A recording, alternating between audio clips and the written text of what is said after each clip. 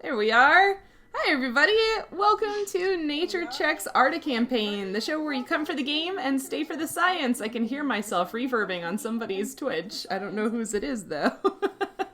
Anyway, hi, I'm Sheryl. My pronouns are she, her, and I'm the Dungeon Master for the Arda Campaign. I'm also a PhD student studying ecology at the University of Illinois at Chicago, and when I'm not doing research, I'm also a science communicator and the host of the Roving Naturalist on YouTube, and I'm a way better naturalist than Nancy. Speaking of whom, next we have Nancy. What? Excuse me, peasant.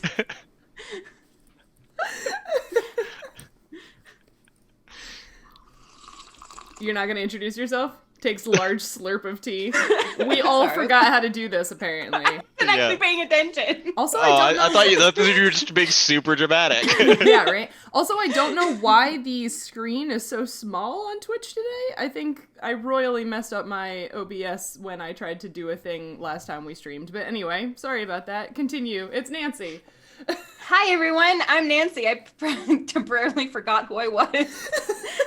I'm an entomologist, which means that I study bugs, and I live in Ecuador, where normally I'm doing tourism, except for, of course, like now during the everything. So now I do online classes and check out my YouTube channel, because I am the way better naturalist than Sheryl, even if I can't remember how to introduce myself. Peter did the voiceover for that video, by the way, which should be linked somewhere in the reference section. Oh, I should have put it in the reference section. Go to Nancy's YouTube channel and watch the ridiculous video that's the start of our grudge match with Peter's amazing voice acting in it.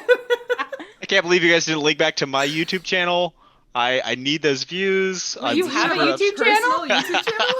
I thought it was like your extension one.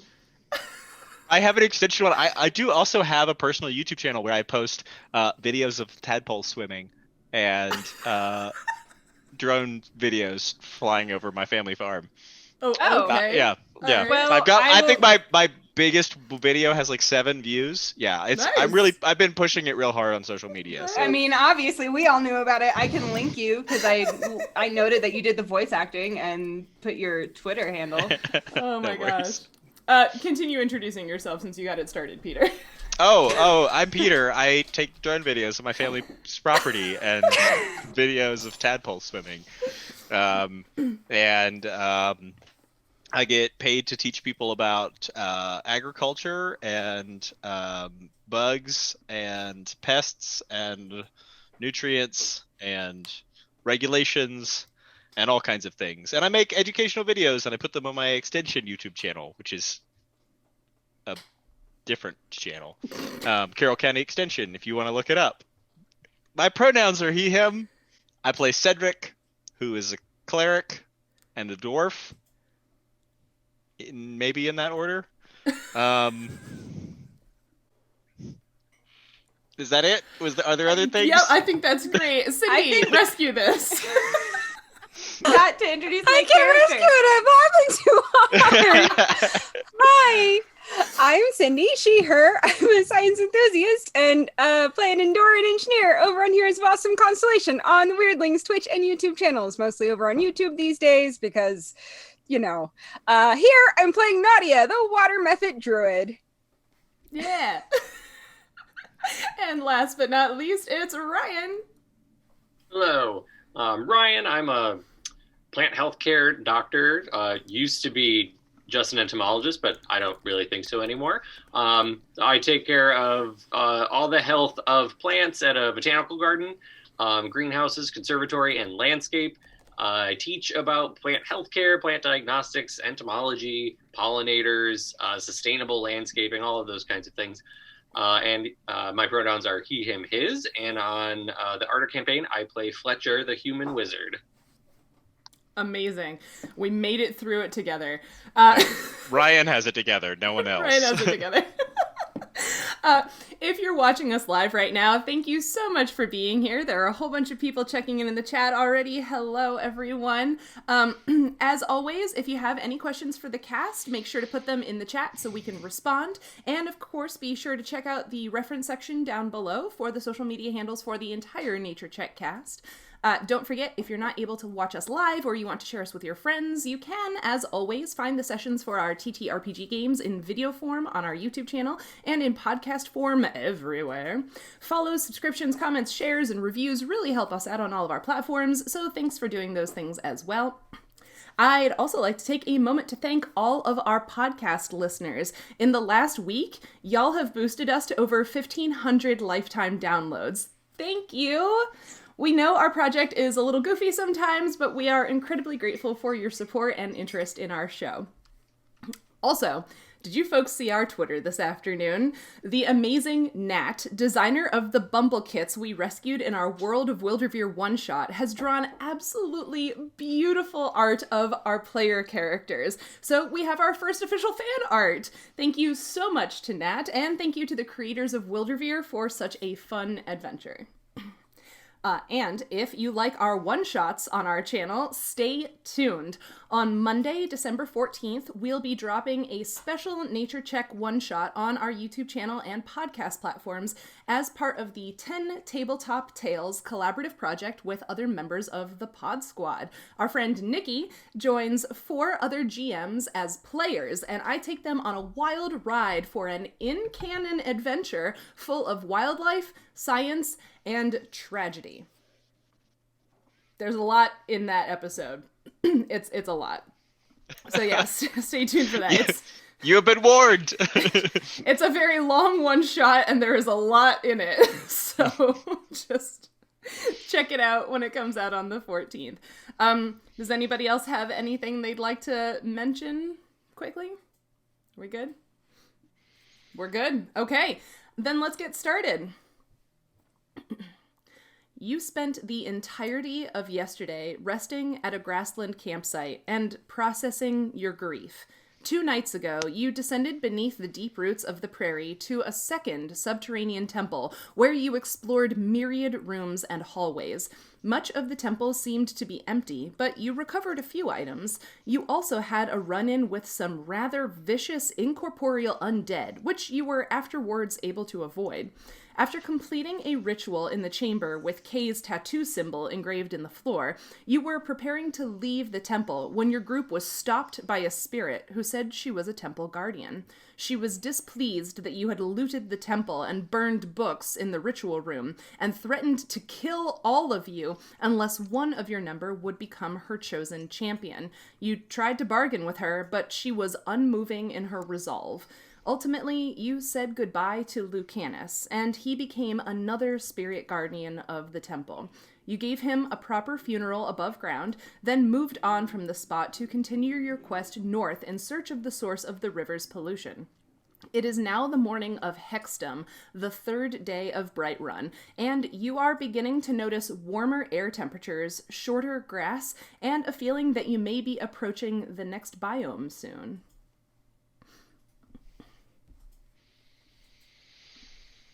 So we're already on the road, or are we packing up camp now? Basically, you're at the campsite that you folks chose during the end of the last session. So you had moved away from the site of the above-ground entrance to the temple, and then you just sort of spent a day, like, being at that campsite. So you are still there this morning.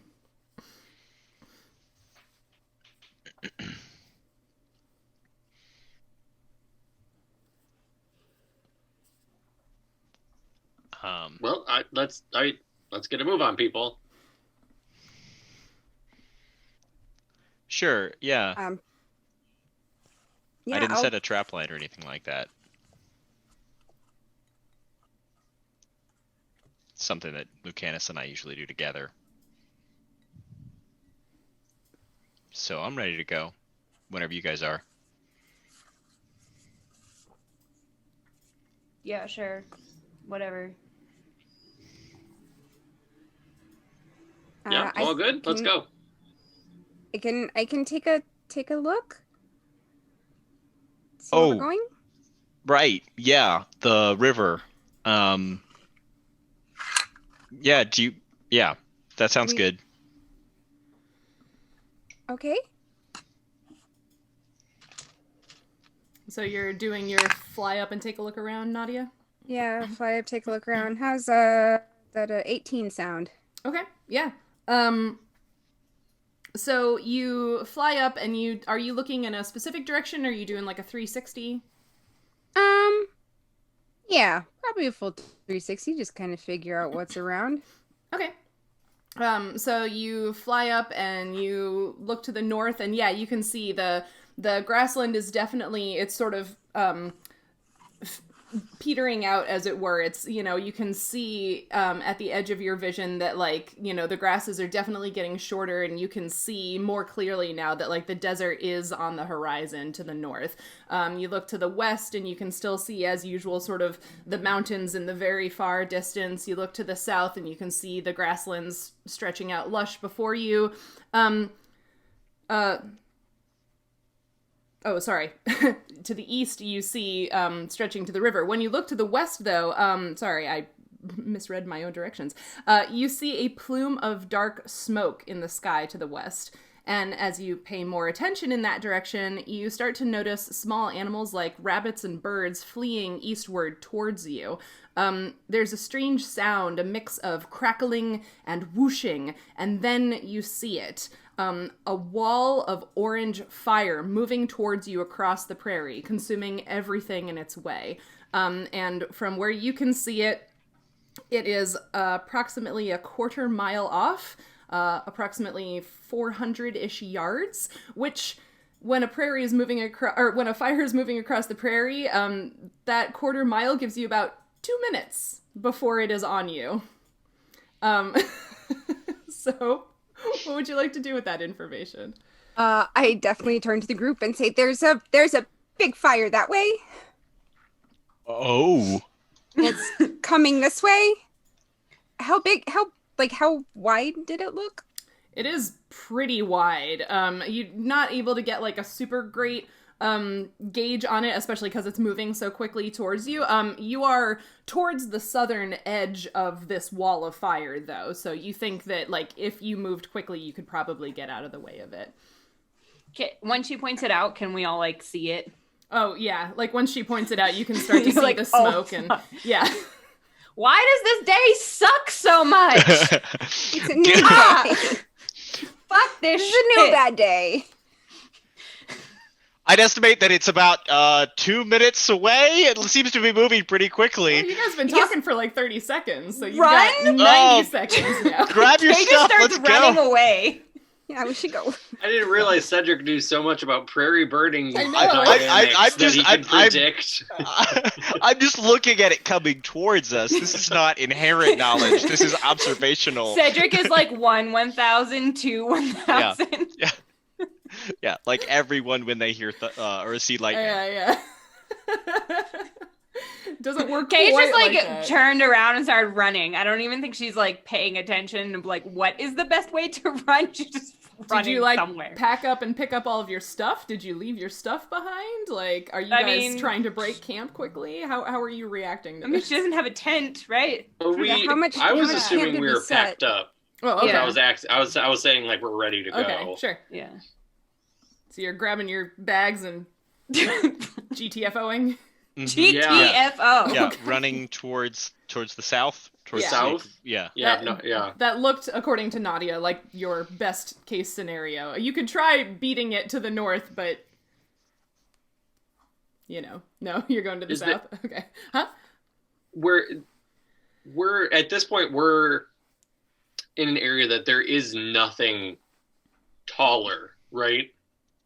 Like there's no trees, there's no large rocks. Like this is pretty much flat, like grassland. Yeah, picture Okay. like the short grass prairie that's over like Colorado and Wyoming and Okay. Montana, right? So yeah. Oh yeah, so yeah. nothing. Right, yeah. There is basically no cover, no woody vegetation. No yeah. tall, No, nothing yeah. tall. Okay, yeah, we just need to run. Okay. Kay's running somewhere. I don't know if she ran in the right direction or not. She just started running. I If Kay is yanked you by not the running in the collar. right direction, I will sort of fly over and move her in the right direction. Okay. Yeah, I imagine having Nautia airborne is probably really helpful right now because you can sort of make sure that all three of them run pretty much in the same area so you don't get split up. Yeah. Okay. So you managed you had enough time. I hate this day. If the perception check had been lower, you would not have had very much time, but you had enough time to move out of the way. And so you are able to run and to the south where Nautia estimates the fire will not get you. And you all clump up and turn around just in time to see the fire roar past you, and you feel the intense heat on your faces as you watch. And I have been there for a prairie fire when I did controlled burns at the restored prairie where I worked, and it is incredibly hot and very loud, and it can move pretty fast when there's a good wind behind it. It's impressive. You definitely don't want to be in the way of it. But as it moves past you, behind the trailing edge of the fire, as the smoke starts to clear, you can see a group of small figures walking towards you across the ashen ground. Are you... Is this their fault? Can we make out anything of them? Like... Yeah, give me a perception check. Kay is not feeling perceptive. Okay. Kay's in a mood. I would assume so. 16. 14. I got a 14. Okay. 14. Cindy said 15. From Fletcher, 16 from Nautia. Okay. Yeah, so there's still a little ways off from, well, there are 2 that are a little closer and then 3 a little farther back from them. But the 2, well, yeah. There are 2 advancing and then 3 behind, but one of the 2 that's advancing is very far to the north, and the other one that is advancing is pretty close to you. It looks like that person, that individual, is following the edge of the fire. And you can tell as they're coming towards you that they are small creatures, like, Cedric's height-ish, maybe a little smaller. And he's definitely a small creature. Hey, I'm not small. You guys are just freakishly large, okay? There's more of us. I think you're the outlier. Me and Nautia there are the same number of us as there are of you and Fletcher. Now there is no majority. Mm-hmm. That face. No, there are no marshmallows, Sarah. Nice question, though. So yeah, you can see that they're small humanoid in shape, and the 2 that are advancing and the one that's closer to you, you can see they have like a long pole or a stick with a square of something on the end of it that they're sort of like beating the ground with as they come towards you. And sorry, I'm laughing at what's happening in the chat. And they come closer and closer, and eventually you're able to make out that these appear to be goblins. And so there's a group of 5 goblins sort of following the trailing edge of the fire. And the one that's has this pole and the square of something and is sort of walking along the edge spots you because you didn't get that far away from the edge of the fire. And she comes up to you, and you can see it's sort of an older female goblin, and she's looking at all... I've drawn my weapon already. Oh, goodness. Okay. I'm just, like... The only other times we've encountered goblins, they've been super aggressive, so... Okay. Even if it's an old lady goblin, I'm still getting ready. I'm like, at least I am prepared to hit her with my warhammer. Okay. She has lots of experience if she's an old goblin. Mm-hmm.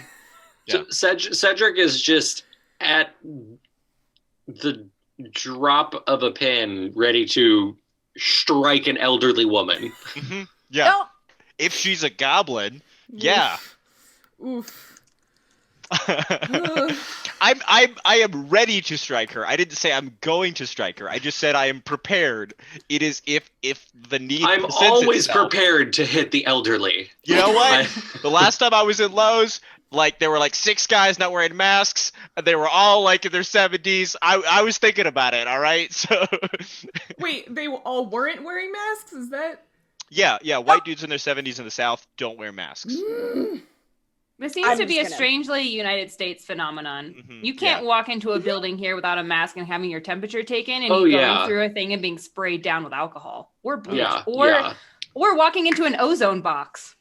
Oh. People here operate under the like mysticism that they think I cannot wear it, and you can't tell me or ask me because HIPAA, and like HIPAA only says that you can't share someone else's information. medical information. You can ask them, why aren't you wearing a mask? Like, that's a lie. Wear a mask. Yeah. Well, they also have been claiming the disability protection laws mean that they don't have to wear masks. But anyway, this old lady goblin is not wearing a mask, although she probably should for smoke inhalation. Yeah, exactly. Probably.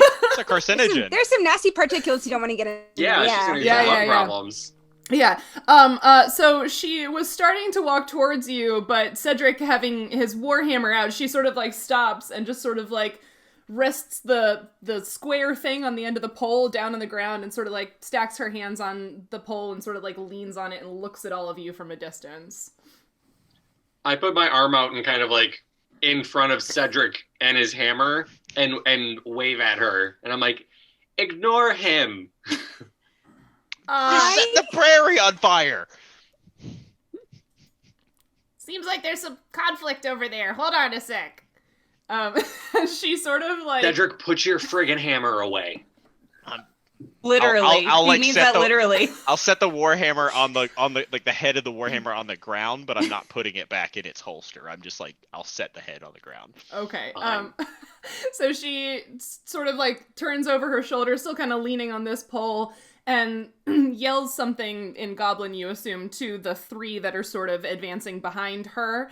And you can see a younger woman, a younger man, and then sort of like a middle-aged man, you would guesstimate, coming towards you. The two younger goblins have spears out, but the middle-aged one is the one that walks all the way up to the woman with the pole, to look at all of you. And he does look at all of you and says, hi there. Sorry about that. Were you in the way? Kind of. Almost. Yeah. That's unfortunate. Glad we didn't catch you there. Yeah, it's just a, unfortunate accident. But I'm glad none of you were hurt. None of you were hurt, right? No. Do you usually light the grasslands on fire? Only ever so often. I mean, you have to let the fuel grow back and, feed the animals and stuff. But we do this for hunting and, so this is a thing we do every once in a while. I'm He's. And he, like, waves a little bit. I'm in charge of this burn. Hi, I'm Kay. Hi. There's a lot right now. Yeah. You all aren't from around here, are you? No. Can you tell? Is it that obvious? I mean, you don't really look like mouse folk or goblins or, any of the people I normally see around here, so... No, I'm Fletcher, and we are all traveling out here from that large city that you may know over by the coast, where there's a group of a lot of folk who kind of look like us that have gathered near the water. All right, yeah, we've heard about that, yeah. And you're from there. What are you? Is there a reason you're up here? Yeah, the river is poisoned. When that's kind of where we get fish for like the town. Which, anyway, I realize that you're like, I can tell by your expression, you're like, but the water's not here. Obviously, the water's back there. But like, apparently, there's like underground water. Not that I really understand how this works, and it's coming from that way, and that's where all the gunk is. So we're just trying to pass through your very lovely field to get that way to figure out what's going in the river so I can go home. Wow. It's been kind of a rough week. We've been out here for 2 months. The whole thing sucks. Not been out here for 2 months. You've been quiet on Bowers says it's been a few months. It's not been a few months. It's been a few months of real world time, but it has not been a few months of in-game time. Wow, yeah, that sounds like a lot. I don't know. I mean, we sometimes go all the way to the river, over there, and he's like pointing like way far to the east. Like, it's all the way over there if we need, water. But that water's fine. At least it was the last time we looked. Yeah, that seems to be the thing. That water seems fine, and the water downhill seems less fine, and the water downhill happens to be the water where my family gets fish from, so it's kind of complicated. Oh, sorry to hear that. Yeah, there isn't a whole lot of water around here. It's kind of dry, if you notice, like, the desert's up that way. And he's pointing to the north.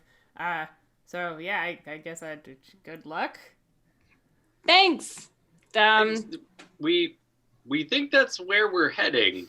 We haven't found anything within the grasslands that would seem to be affecting the river, so we're actually going north towards the desert. Do you know of anything, any structure or settlement or anything up that way that we may be heading towards? We're basically, if you kept going towards the river from where we are, you will find where the poison starts in the water.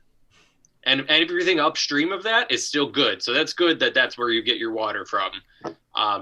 But so we're heading directly north. Do you know of anything in that sort of direction that we're heading? And at this point, by the way, the other 4 goblins that were with him have continued east following the fire. So they're still tending it, as it were. But he's stopping to talk to you. Wow, that was a lot of questions. Settlements, structures in the desert. I haven't really been there much. I know a little bit about what's up there, though. Not a whole lot of, like, I don't, what kind of structure are you looking for? Maybe a mine? Really? Yeah, a poorly maintained mine. A mine, an abandoned town, somewhere where there was or is any kind of activity that may have released or maybe actively producing this poison that's flowing down and getting into the river. Oh, well, abandoned town isn't really a thing up there. Most of the people that, at least that I know of, that live in the desert, like the leggy ones, they are, they travel around. They don't have, like, settlements. But mines, that's interesting. I know that, like, sometimes there are, like, jewels, semi-precious stones, that kind of thing that come from the desert. I don't know where in the desert, but, I mean, if you're thinking about a mine, maybe those come from a mine? I don't know. I don't do underground stuff. I also don't do underground stuff. Feels. Luckily, we have an expert in underground stuff with us. Oh, really? So if we find a mine, we should be good. Famous last words. Ryan has cursed the party.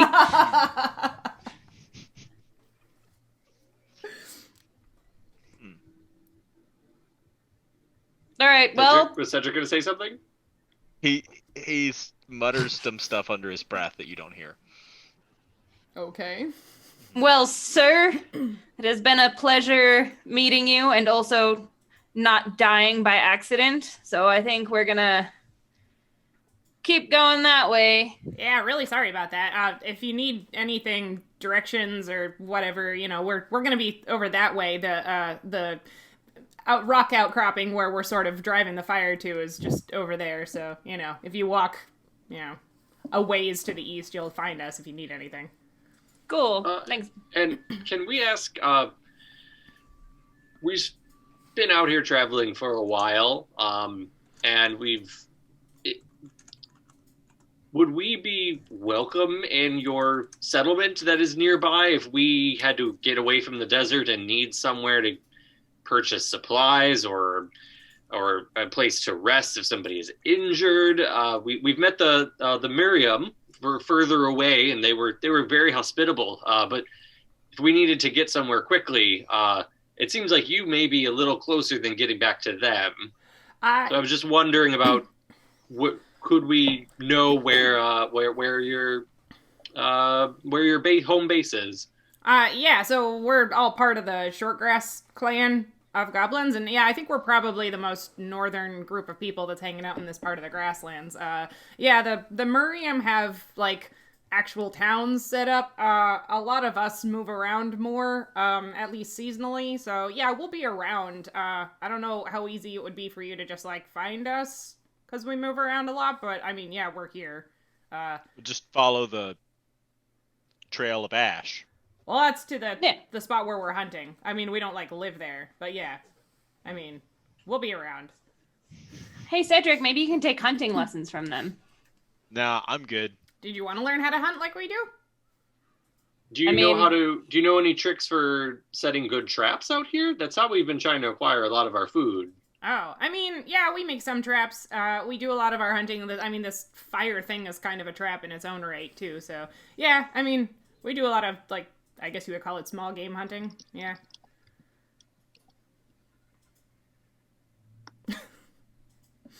Is there anything in particular out here that would be easy to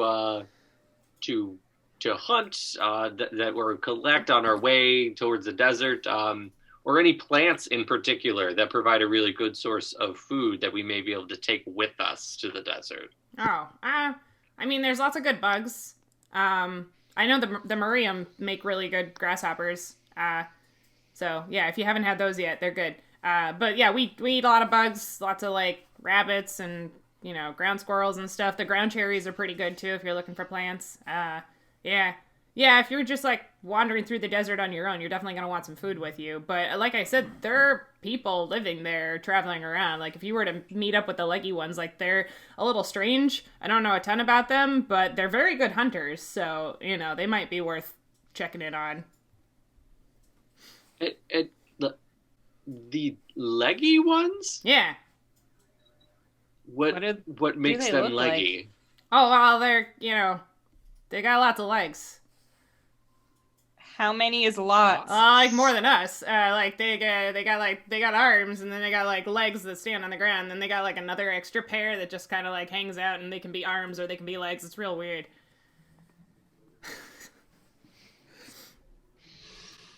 Cool. All right. Well, guess we'll meet them soon enough. Yeah, they're really good hunters and warriors, though. So, yeah, if you hang out with them, like, they probably have good food. They've got interesting weapons. Will they use them on us? Is there a way to be like, hello, we come in peace? I mean, as long as you're not weird, hopefully it should be fine. I don't know. Kay, like, looks around at No our problem. group. So you mean as long as this one doesn't immediately draw his weapon again? I mean, yeah, most people I've met are pretty reasonable like that. You know, if there aren't weapons drawn on them, they won't draw weapons, right? That's sort of like what being a decent person is all about, right? You know, you just kind of like live and let live. And he's like sort of like giving the side eye to Cedric's hammer. Mm-hmm. Yeah, I'm leaning on it now, like, and I'm like giving him like this like real petty stink eye. Cedric is having none of this. Mm-hmm. Well, I think we'll take our companion, who is apparently having a worse day than I am right now, and I think we're just gonna continue forward. Thank you, friend. Wait, what about the orcs? Are we gonna ask you about the orcs? Hey, have you seen any orcs? Have I seen what? Orcs. They're like, you know, like real big, tall goblins. Big and angry. No. They were not with nice the- to I mean, everyone. Miriams. My cousin's kind of Like, tall, but he's not like No, like taller than this one. Oh, no. Mhm. No. Yeah. I There mean, were that is some. what you would say, isn't it? What? Nothing? Anyway, there were some that were like stealing the Miriam's bugs. It was weird. They had like nets and stuff, and then they attacked us, and it was awkward.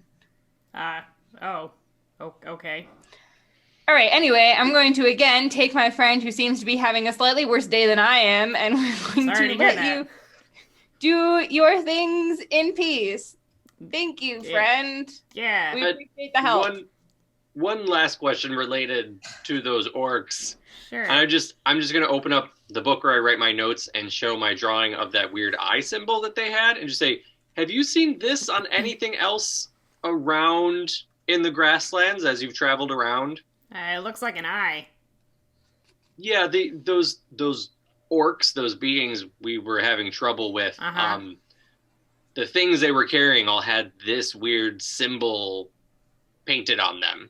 And so we were wondering if you saw that anywhere else, that means they may be active around here or have been through here, or we might have some reason to worry about them again. Oh, no, I haven't seen anything like that. White paint or whatever. Is this something we should be concerned about? Yes. You don't want to mess with them. Yeah, they did Yeah. attack us for like no reason. I think that's why our trigger happy friend back here just like pulled out his warhammer because he was a little on edge. You know what I mean? So yeah, just be careful if you see that symbol. Sure, yeah. Thanks for the heads up. Yeah, I haven't seen anything like that, but I'll keep an eye out. Well, thank you, and good luck with the rest of your burn and your hunt. Yeah, thanks. I guess I should go catch up and keep an eye on them. The Sorry younger we ones are kept you still so learning. long. Nah, it's okay. They're fine. I mean, they should be fine. I have to keep an eye on the younger ones and they actually do their job instead of just walking around. Yeah. Eels. Thanks. Bye. Yep. Thanks. Bye. Bye. And he heads off east, following the group, walking across the now blackened and ashy ground. And as he walks away, you can see little puffs where the ash is just puffing up as he steps. Kay like sees that and then starts like kicking up ash aggressively on purpose and just like trudges. Yeah, anywhere where there had been like a clump of grass growing, now there's like quite a bit of ash. But the whole ground, it's just like, it's really incredible after a prairie burn, actually. Like the ground is so black and there's this layer of ash and there's little like places where there are like white bits of ash from, different temperatures of fire, different kinds of fuel. But immediately afterwards, the ground, it looks so spooky. It's like out of a movie. There are little like whiffs of smoke coming up from the ground. It looks like I don't even know. I described it as a moonscape once, but that's not right because the moon doesn't smoke, right? So it's just sort of this really strange, like cinematic experience to walk across the ground in a prairie burn. And I put in this plot point today because I think prairie burns are really cool. And I thought it would be fun to talk about grasslands and fire-evolved ecosystems, and also cultures that have used fire on grasslands for hunting. So let's do some science. Or at least talk about science.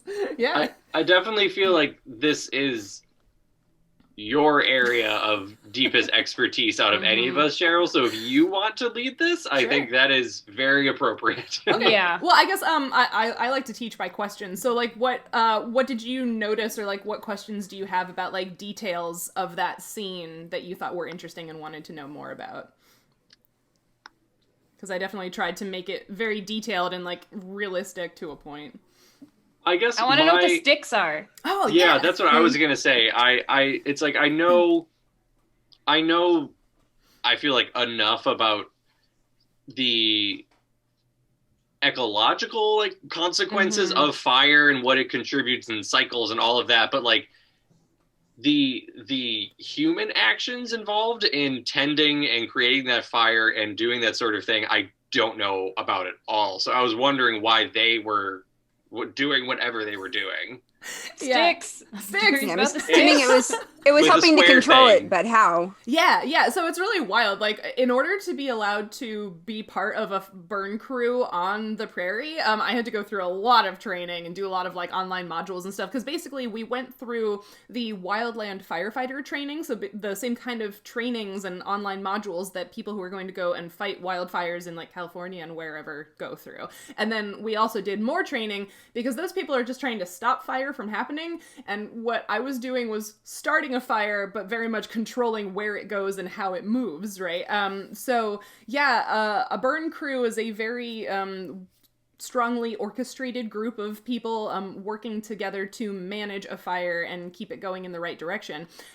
So the goblins with the sticks with the square thing on the end, if you had gone up and looked at it, it would have been a square of leather. And that was my way of describing what are called flappers. So we use those as one of the tools for the people who are sort of doing edge tending in a prairie burn. So it's like a pole with like a big square of rubber on the end. But basically it's a material that is not going to be easily set on fire.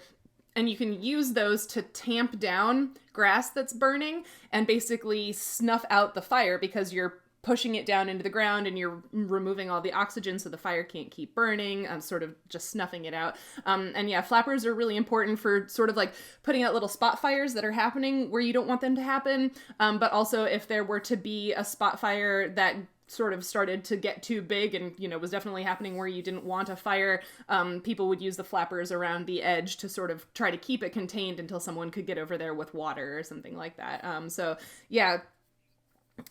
Leather flaps like a riding crop? No, Qui-Gon. Like really big. Like think like, like 2 foot square maybe? Something like that. And just one edge of that square is attached to the pole. So it winds up being this like, yeah, like the pole is here and the leather goes like this. This is not going to do anything for the podcast listeners. Sorry. But yeah, just kind of like a canoe paddle, right? Like kind of. Or like a leather flag. Like a square flag hanging off of it. Yeah, like a fly swatter, like a flag, like a canoe paddle. Yeah, something like that. But yeah, you can basically use the flapper to tamp down the grass and remove the oxygen so that the fire can't burn anymore in that area. So that's what those were. And like I said, those are really important, especially it would be important for the goblins in this scenario because they don't have like water tanks. Yeah. So like in someone else just asked that in the chat. Oh yeah. Yeah. No water. Yeah. So Biker Dave, that's a great question. So there are lots of ways to contain a fire that don't include water. In the team that I was working with, we did use water. So we actually had a truck with a tank of water mixed with a little soap, which is interesting because the soap makes the water sticky. And they would spray down along the edge of where the fire was going to go before the fire came through. So they were basically spraying off like the boundaries, right?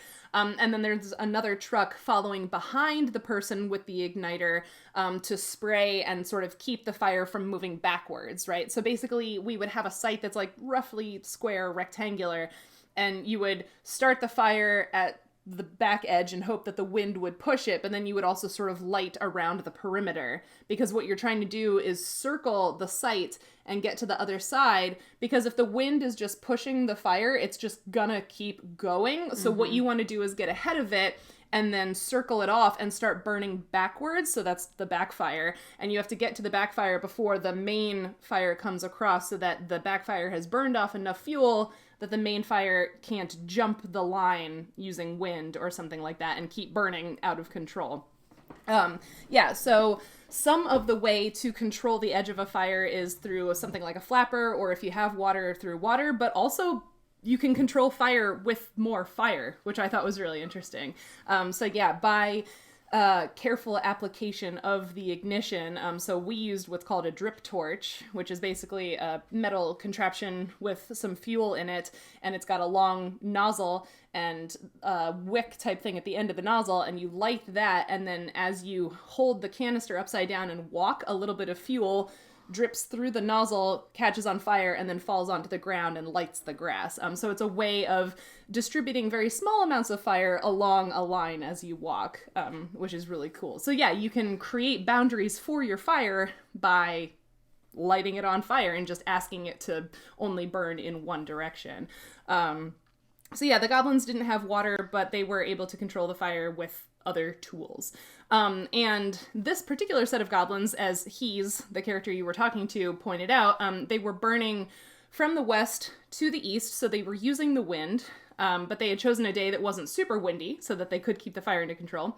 And they were burning, it looked like a line as it was moving past you, but it was eventually going to sort of curve in, and the fire would end at a rocky outcropping where the fire would not be able to go past, and they were planning to trap all of those small animals that were fleeing before the fire against that rock wall, which is very similar to one of the strategies used by Native Americans in the North American prairie, who would use fire to drive bison or other prey animals against or over some sort of landscape feature in order to trap them and then hunt them more easily. Yeah.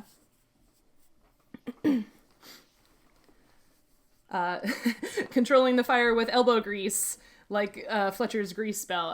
Well, you guys did use Fletcher's grease spell to start a fire. I don't know how well it would work to control a fire.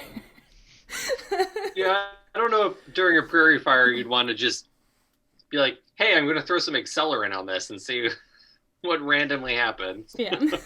Probably doesn't cover enough surface area to do a whole lot of good. Mm.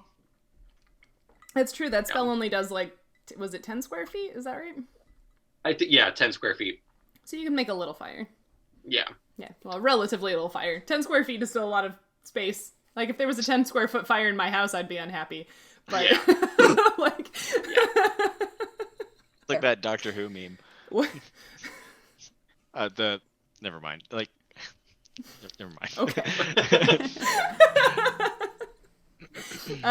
Yeah, so do you have other, or do you guys or the audience have other questions about how a controlled fire or we call it a controlled burn or a prescribed fire on the prairie, how that works?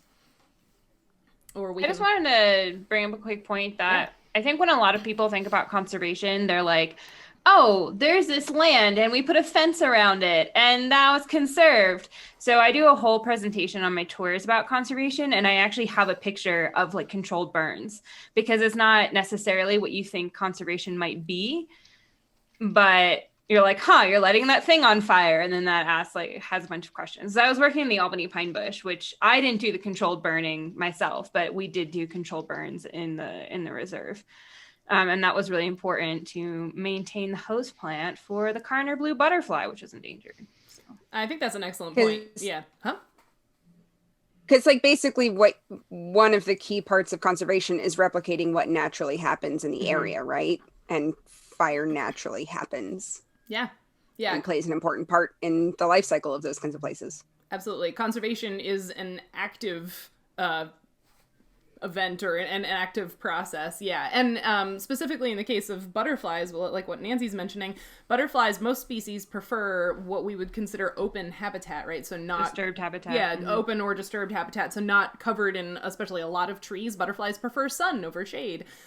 So yeah, keeping early successional or open or disturbed habitats available for species that thrive in those areas are really important. And because we have such an plant invasive species problem here in North America, a fire is also really important for keeping this tallgrass prairie that we've restored full of mostly native plants, because exotic plants from somewhere else that were introduced here and are now, invading and taking over, were not adapted to grow in the presence of periodic fire. And so having a fairly regular fire interval on the prairie, or fairly regular burns happening, means that those plants aren't able to get quite the same foothold as they would otherwise, which is really important.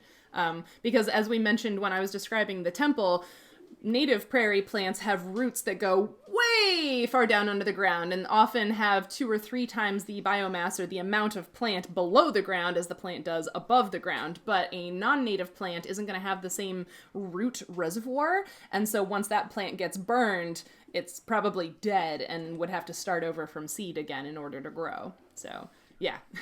So it's really interesting because, I live high Andes, right? And so we have, it's called paramo. It's like high Andean, grass, shrub, depending on what altitude and what side of the mountain you're on and what the humidity is. But a lot of people come and they think that it's really similar to the grasslands that you'd see, fire-dependent ecosystems in Australia or fire-dependent ecosystems in the States, but it really not. We don't get that much fire. It does get dry, but they don't have super deep root systems because the topsoil is pretty crap, depending on where in the volcano and the high mountain you're growing.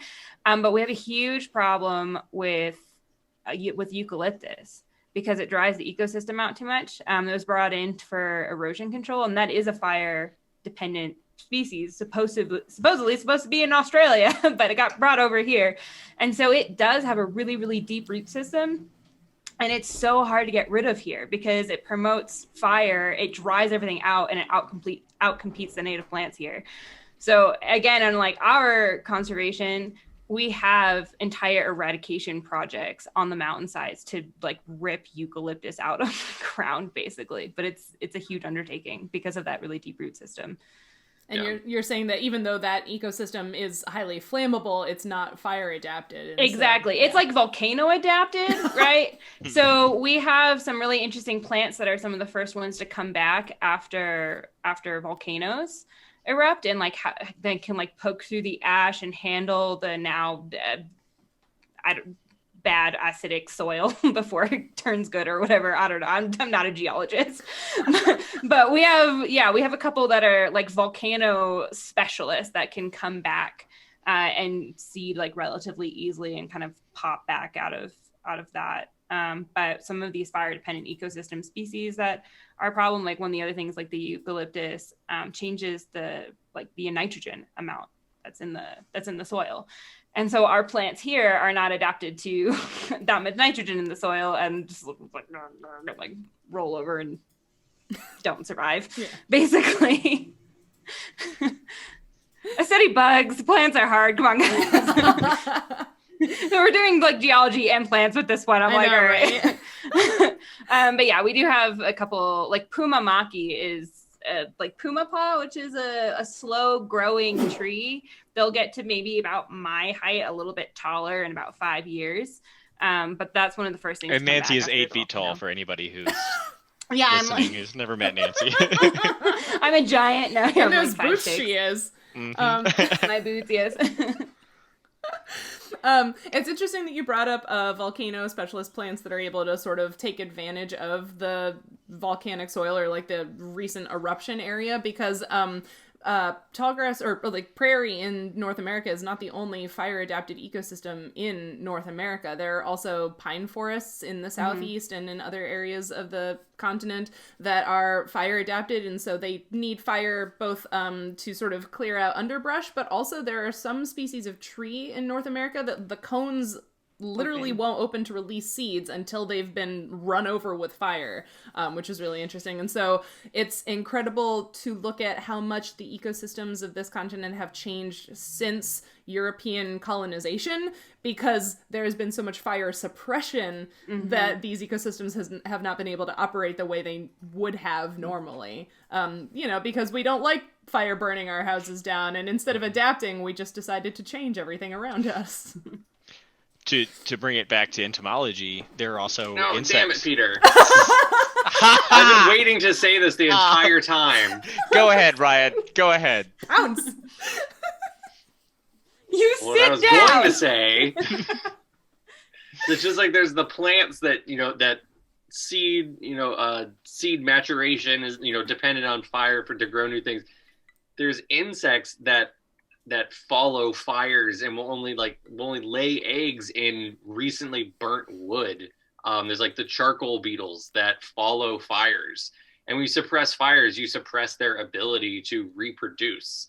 And we have a species there's a species in North America in the West, but then there's also species in Australia. So these two like very fire dependent places, and it's so cool. And you basically don't find them until there's a fire and there's basically newly made like charcoal laying around on the ground. And they started studying them in California because people were complaining when there were like beetle swarms coming to fires they were having, because they were detecting like burnt wood. And that's like the only time you get to see them. It's so cool. Oh, I did not know that was a thing that existed. Amazing. We're allowed to say cuss words on this, right? Yes. I think I started out with the F word and shaped. Yeah. So. There's one of the beetles that Ryan mentioned. The firefighters out west will call them stump fuckers, because you see them come and oviposit in still burning stumps. Whoa. Like the firefighters that are out there fighting fires will observe them. One of the very first bugs I remember identifying on the What's This Bug subreddit was a firefighter, who was out fighting one of the big fires out west a couple of years ago, and posted this bug, and just like, what is this? You know. That's amazing. Yeah, there's some beautiful beetles and some wood-boring wasps, and yes, really cool stuff. Neat. Yeah, fire is a natural part of the world around us, and whether and not just to mention, I was gonna say, and not just to mention the things being all that biomass being burned and put back down, and then you get this mass re-input into like different nutrient cycles in the soil, and so that is why the prairies in North America were so fertile and rich and had the like beautiful black soil everywhere because it was built up and renewed all the time by these fires, both natural and managed by Native Americans for thousands and thousands of years, who knew what they were doing and understood what was going on. And then Europeans came in, suppressed all the fire, farmed the crap out of it because it had good soil for farming, and depleted everything, which is how we ended up with the Dust Bowl and dust tornadoes moving through the Midwest, because the soil was gone, just ruined. And so these ecosystems, their function, and therefore humans being able to function with those ecosystems, completely depends on having these fires in these systems that are part of the system. I remember when I was studying in Australia, I did like a 3-month term abroad, and I had just stopped working at the Albany Pine Bush and went to Australia, and we were learning about the fire-dependent ecosystems in Australia. And even though the plants like were different, once you started looking at them, it was like, wow, they have the same adaptations. Like if you kind of just like, it was just like the same basic plant with like an Australia Instagram filter on top of it.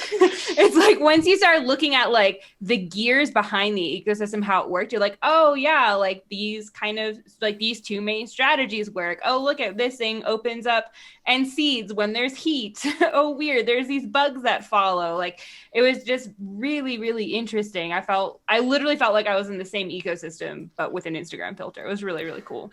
That's so great. I mean, that reminds me of, so I don't have a lot of prairie experience, but the chaparral regions, which are another fire adapted community, which are kind of this desert most of the time edge kind of thing that you get in the Mediterranean Sea, around the Mediterranean Sea, and also in California. There are these regions where you get a lot of water for a short period of time, and then basically it's dry for most of the rest of the year. And you get a lot of fire adapted plants like mesquite and things like that. But olives and grapes are both crops that are adapted to that, because I'm an agriculture person. This is where my brain goes. But it's why, like, when you think of wine in America, you think of California, because California is the only place we have chaparral biomes in North America. And so it's like, oh, these crops that grew in the Mediterranean, like they also grow here, and pomegranates too. There's a lot of like crops that are associated with certain biome that you can kind of pick up and plop in different places because, That's the end of that sentence. That's the end of that sentence. I think I had something else to say, but I lost it. It's gone forever. That's all right. No, I appreciated what Ryan said about the soil. Like fire is so integral to these systems. That's why we call them fire adapted systems. But like, I've been working in the restored prairie, and like our oldest sites have been being restored for 35-ish years. Some sites of restored prairie are older than that. And a lot of things start to look and act like prairie again after 35 years. A lot of the plants look similar. A lot of the animals are starting to come back, birds and insects and things. But when you look at the soil, both like the structure of the soil, the mineral nutrient content of the soil, and also the microbial community of the soil, scientists are starting to realize that like these soils might not be rehabilitated or restored even after like 100 years of work.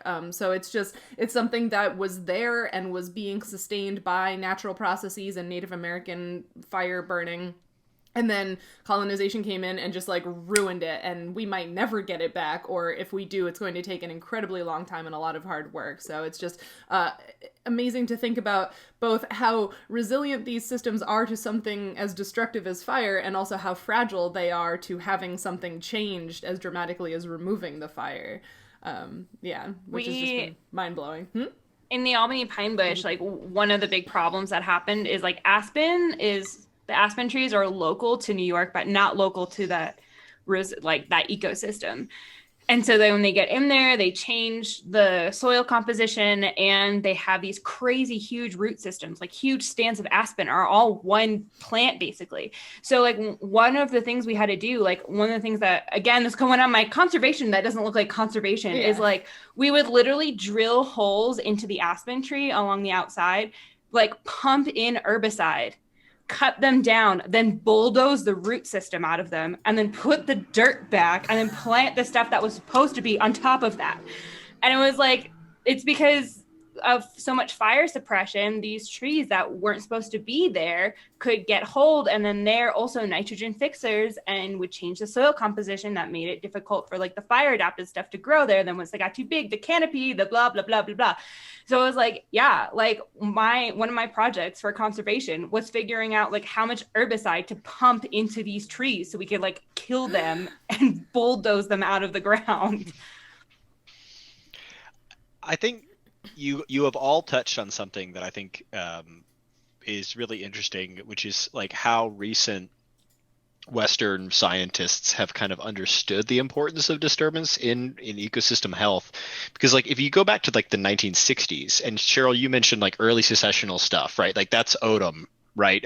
He was a famous professor, early ecological theory, and very much instilled in, I think, like American culture and like what we all probably learned in high school, which is like you have, a fire, or, you take an agricultural field and it's bad, and then it gets, some scrubby little weeds in it, and then after a couple of years you get like early secessional trees and, locusts and sweet gum and that kind of thing, and then eventually you get back to the real nature, which is like an oak tree, forest, or a pine forest or something like that, right? And that's nature. And I think we still wrestle with that, and it took us white Western scientists a really long time to overcome that kind of bias about what a natural system looked like, that it looked like an old growth forest in the Appalachians that hadn't been and there are places like that, like if you go to like Joyce Kilmer or the Smokies, where you have old growth forests, like it's too wet here to burn. We don't have or at least it was before climate change,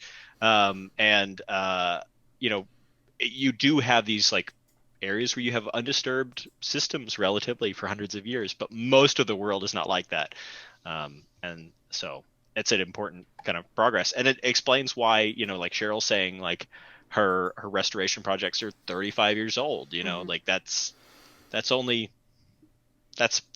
like how old I am, like, that's not that old. No, yeah.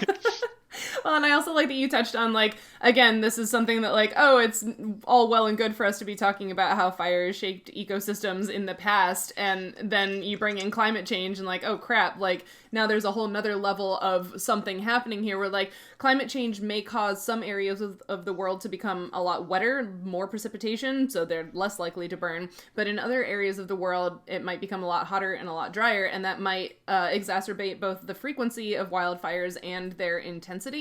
And so I have been telling you guys all fall that I was taking a soils class, and one of the questions on my final was, how do you think climate change and the potential increase in wildfires will affect the soil? And I spent a long time thinking about that and what I know about prairie fire and how it changes the plants and things about the soil. And it was just really interesting to think about, like, oh yeah, what if there were more fires and hotter fires on the prairie, a system that is fire adapted? Like, at what point does that system break and fire no longer is good for it and actually becomes bad for it? And it was just really, like, interesting to think about that, and then also scary to think about that, right? Because one of our jobs as ecologists or conservationists or whatever you want to call us is to think about how we might help ecosystems adapt to the inevitability of climate change at this point? And like, yeah, what can we do for the microbial community in a soil, or, you know, just the structure of a soil if it's going to be burned that often or that hot? Because when a really hot fire goes over a soil,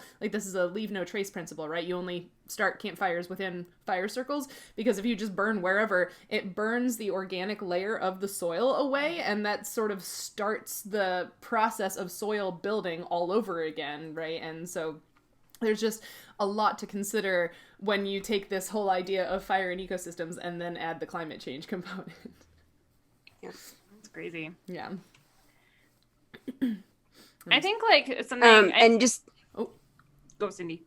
I was just when Peter mentioned the smokies, I was also thinking there's also pollution-based changes that can make areas more fire susceptible. So I think, did they actually end up with fires up through the Blue Ridge because of the tree die-off? I know up around Mount Mitchell, there was, it took them forever to figure out what, but it's basically pollution killed off a whole bunch of trees.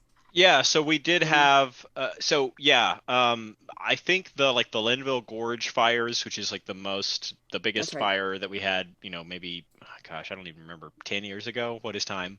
But I think they were mostly drought related, but it definitely exacerbated because we were an area that was heavily hit by acid rain back when acid rain was a thing, which we all learned about in middle school, and then I assume some of you are like, oh right, yeah, that was a thing. Middle school, yeah, sure. Shut up, you're a baby. And then the hemlock woolly adelgid has also killed off a lot of our hemlock trees, and so we do have a lot of standing deads from that too. So yeah, it's kind of a progression. It's a lot of different things. Yeah. Did you talk at all? Did He's mention farming or fields or anything like that? They're nomadic. They're not doing slash and burn agriculture or anything like that, right? Yeah, no, this at least for these goblins in this scenario, it was a hunting technique. So yeah, he said they're seasonally nomadic, so they might have, you didn't ask, but they might have like some small seasonal agriculture stuff that happens at their settlements, but they don't have sort of like established fields, right? Yeah, but you can certainly talk about slash and burn agriculture. Well, so I think, I mean, really getting into kind of the weeds of like agroecology, the weeds, that you know, most agriculture requires a disturbance to start, right? And I think most of us, when we think about starting a field or a garden or something like that, we're talking about tillage, because it kills off all the long-term plants, you know, that the plants that have been there for a couple of years, the perennials, and it prepares the ground for planting crops into.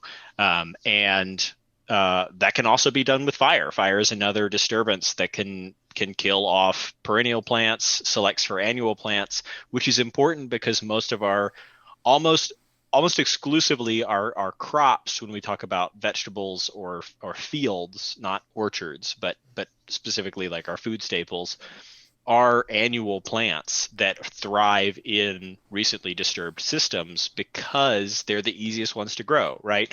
When we talk about like rice, wheat, corn, barley, rye, potatoes, all of those plants are ones that thrive in a system that has been recently disturbed, like prairie ecosystems. Like when I mentioned the Mediterranean earlier, like that's where a lot of the plants that, you know, white European immigrants, the ones that we eat come from, because it's a frequently disturbed system. It has a lot of these plants. So we had a lot of options as far as like what we wanted to select and breed and grow over the years, and cultivate into the crop plants that we have now. So there is kind of this close tie between disturbance, annual plants that are disturbance adapted, and the evolution of agriculture. Like they barely go hand in hand. Like we chose disturbance-oriented plants because they did the best for breeding, right? You know, a plant that creates a new generation every year is easier to breed than a plant that produces a new generation every 5 years, right? It takes less time to select for a trait you like or something like that. So yeah, slash and burn agriculture is something that, it's basically a way to create a disturbance without disturbing the soil. So there are benefits to it. There are drawbacks to it too. It's a traditional North American and Asian practice. It's not really done a lot in Europe and things like that. But yeah, basically where you burn a lot and then you plant into that newly barren soil. And if you do it right, you can fix carbon. And if you do it too much, you can strip the nutrients out of the soil. So it's kind of a tricky situation. And it's used a lot in the tropics to, it's kind of paired with forest clearing. So it has kind of a bad connotation. I think a lot of people, when they think of slash and burn agriculture, they think of people, like burning the Amazon rainforest to put cattle on it. And that's not a traditional practice. Traditional practice would be, instead of tilling your 1 acre potato field at the end of the year, you burn it off and then you plant into it again. That's a very different practice than, knocking trees over and setting them on fire. That on Ecuador. I have like some, depending when clients are coming, especially like on the coastal regions, like there's some dry coastal regions and there's some like jungle coastal regions. But regardless, you'll see like all the people kind of making a big pile of like the stuff that they macheted down and then just let it like, it's like really small fires. They're maybe like this big. It just like goes through their clearing. So, and people ask me about it all the time. And like, oh, this is what they're doing. And it's not like hacking down the Amazon like you might think it is. Mm-hmm. Other thoughts on fire and ecosystems? Fire and hunting?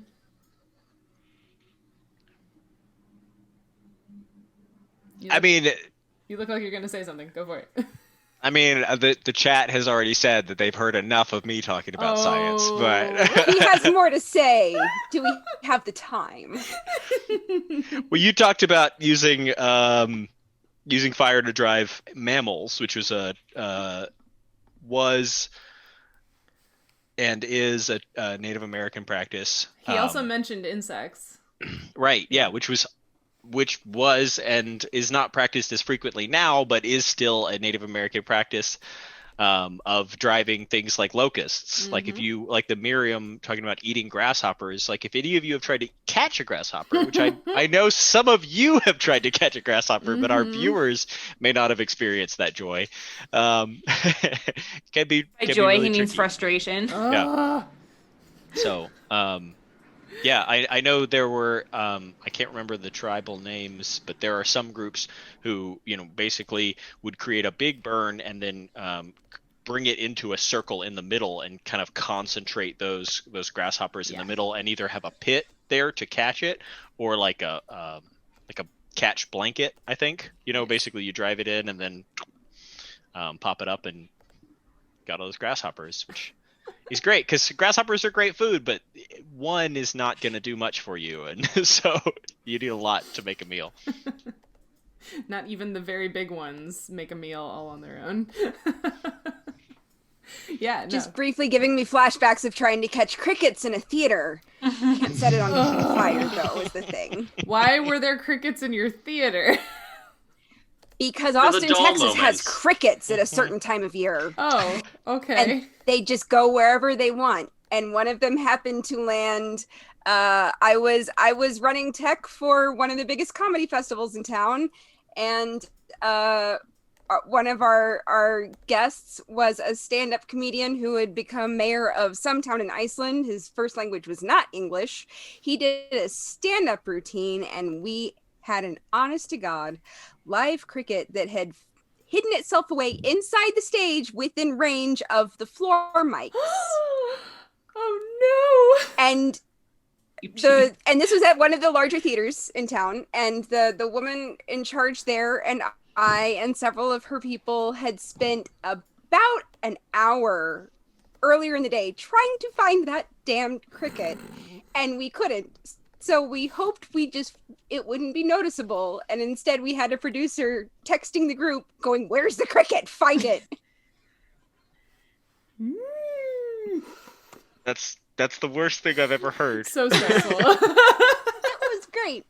And my favorite part of it was all of the full-time theater people the next day when it had finally gone sort of backstage and we actually might have been able to find it, going, "Well, you can't kill it. It's bad luck." Oh my gosh. And I'm going, "I'm not feeling that generous today. I'm sorry." I like that you were like, but we couldn't set the theater on fire. I'm sure after all of that, you wished you could. No, I just love the careful description of like, how effective must that be? That's not an option for my problem. Oh. I'm sorry. That sounds incredibly stressful. Well, it was hilarious at the time too. Okay, so tell me about this. Is it a weta that you're talking about in the chat? Tell me more about this rat-sized cricket. The wetas? Wetas? They're like a cricket in New Zealand, and they're like the size of a hamster, and there's like cute pictures of people feeding them carrots. What? Yeah. That's the extent that I know about them. They exist, they're big, they eat carrots. I want one as a pet. They look cute. Okay, I guess I'm Googling WETA now to find pictures of... Oh, that's a public television station. That's not what I'm looking for. Oh my god! You gotta put one of those flat accents over the top of the E and the A. They are very large. Yes, they are not small, as we'd like to say in the industry. So the wetas are actually more closely related to, those crickets that people get in their basement? The ones that everybody hates? Crickets? Yeah, not Jerusalem crickets, the ones that Cave people call crickets. sprickets, cave crickets. Cave crickets, Yeah. camel crickets. They're a very regionally specific thing, and they're one of those things that like extension agents notoriously get calls about because people will move from one place to another place, and they're real creepy. I just mentioned them. They're closely related to the wetas. So they're actually, even though they're crickets, they're actually more closely related to wetas than they are to like field crickets like we have around here. Yeah, they have that similar, like, kind of curved back body shape going on. Okay. That's why they're called camel crickets sometimes. Right. Oh, that's adorable. Also, the picture of carrot is adorable. Yeah. Right? That's really so freaking cute. It's like in his like hand, he's like, "Eat this cricket. You're practically a hamster, but like hypoallergenic." There's a good sales pitch to have one of them as a pet. But hypoallergenic. Amazing. Love that. Well, I learned about a new bug today. That's good. Makes it a good day. Yeah. Okay, well, we've veered off from talking about fire to talking about crickets. No, it's fine. Don't ever apologize for talking about cool bugs. Anything else, or are we moving back into the story? I think we should probably move on at this point. Okay, we're moving on. Oops. Peter did that. I want to say Peter has a something. look. Peter. What else do you want to One say? more, Peter? I just wanted to say one thing, that if you ever have the opportunity to pick up a weta, you should probably be careful because They can bite. They can bite. They'll bite very hard. They don't have venom or anything, but they do have big chompers, and the big chompers are effective against your soft skin. And yes, I guess if they can effectively eat a carrot.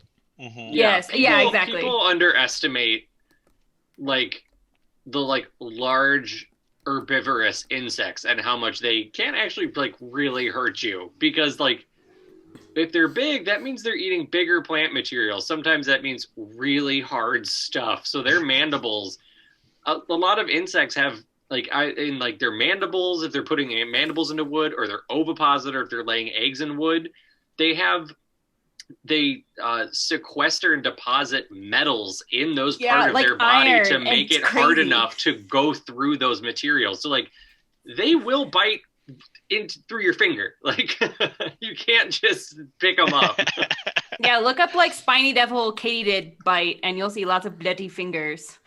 Yeah, and so the spiny devil katydid, that's one that people have as pets because they're really weird looking. But we have a genus of shieldback katydids, the Atlanticus, that occurs on the East Coast, and they'll bite the hell out of you. I mean, If you look at a cricket or a grasshopper and you see it has like big hardened like brownish black mandibles that look like they could crunch through like a carrot or a bug, they can probably do that and also do that to your finger. So it is not recommended to pick them up.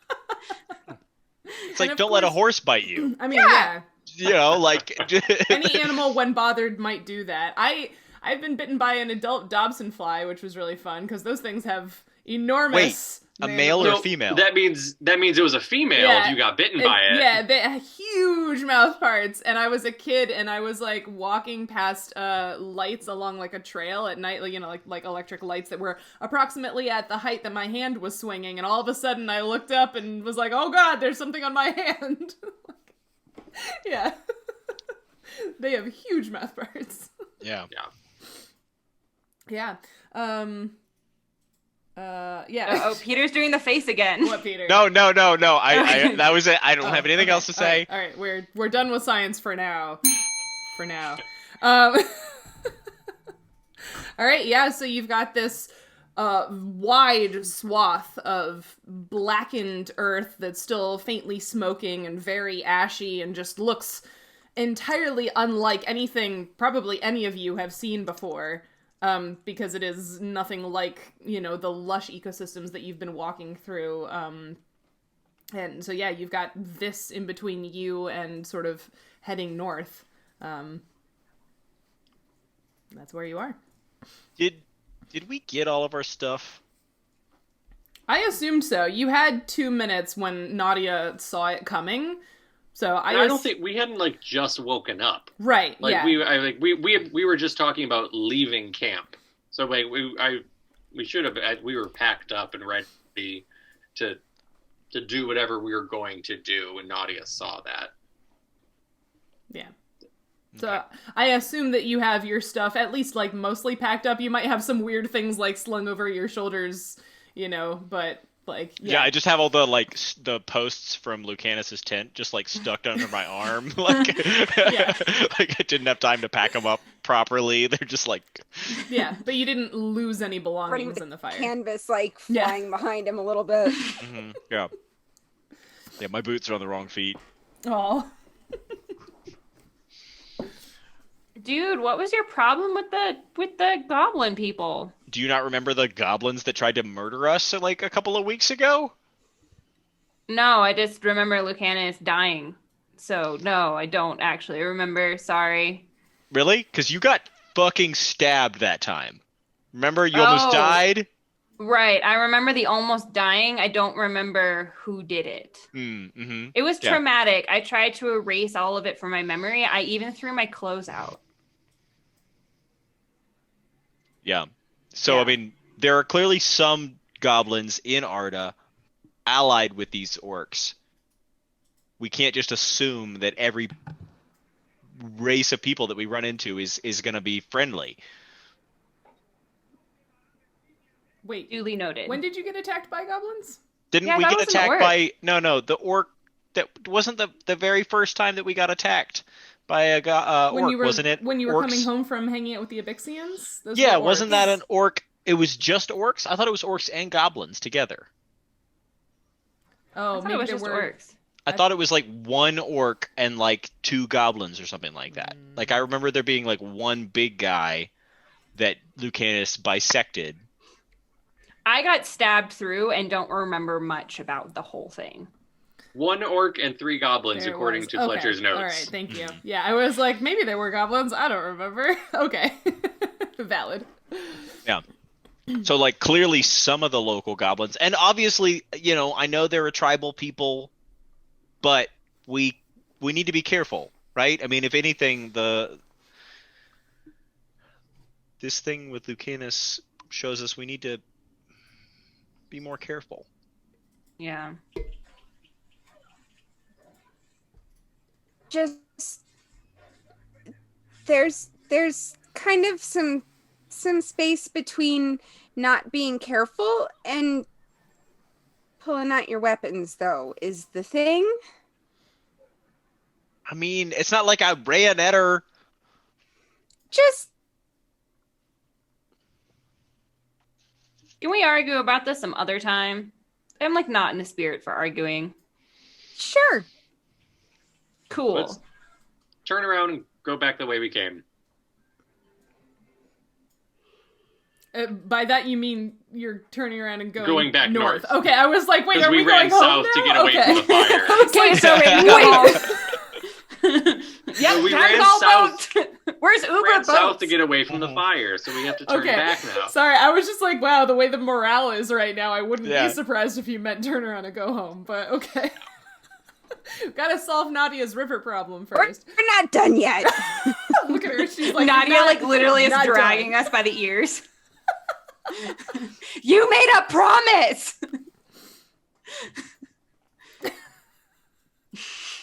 Okay, so you turn around, We've already come so far. sunk cost Sunk fallacy. cost.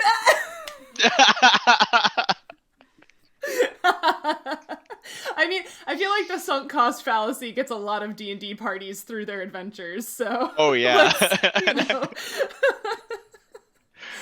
I mean, I hate all of you, but I've been traveling with you for months, so I guess we'll just keep fighting the demon lord or whoever. Yeah. We're pot committed at this point, and we're Yeah. contractually bound as well. Yeah, Cedric doesn't hate all of you. I was talking in general Right, about yeah. D&D parties. There's also yeah. no demon lord, as far as you know, so, you know. That was a Please generic don't give example. her any ideas.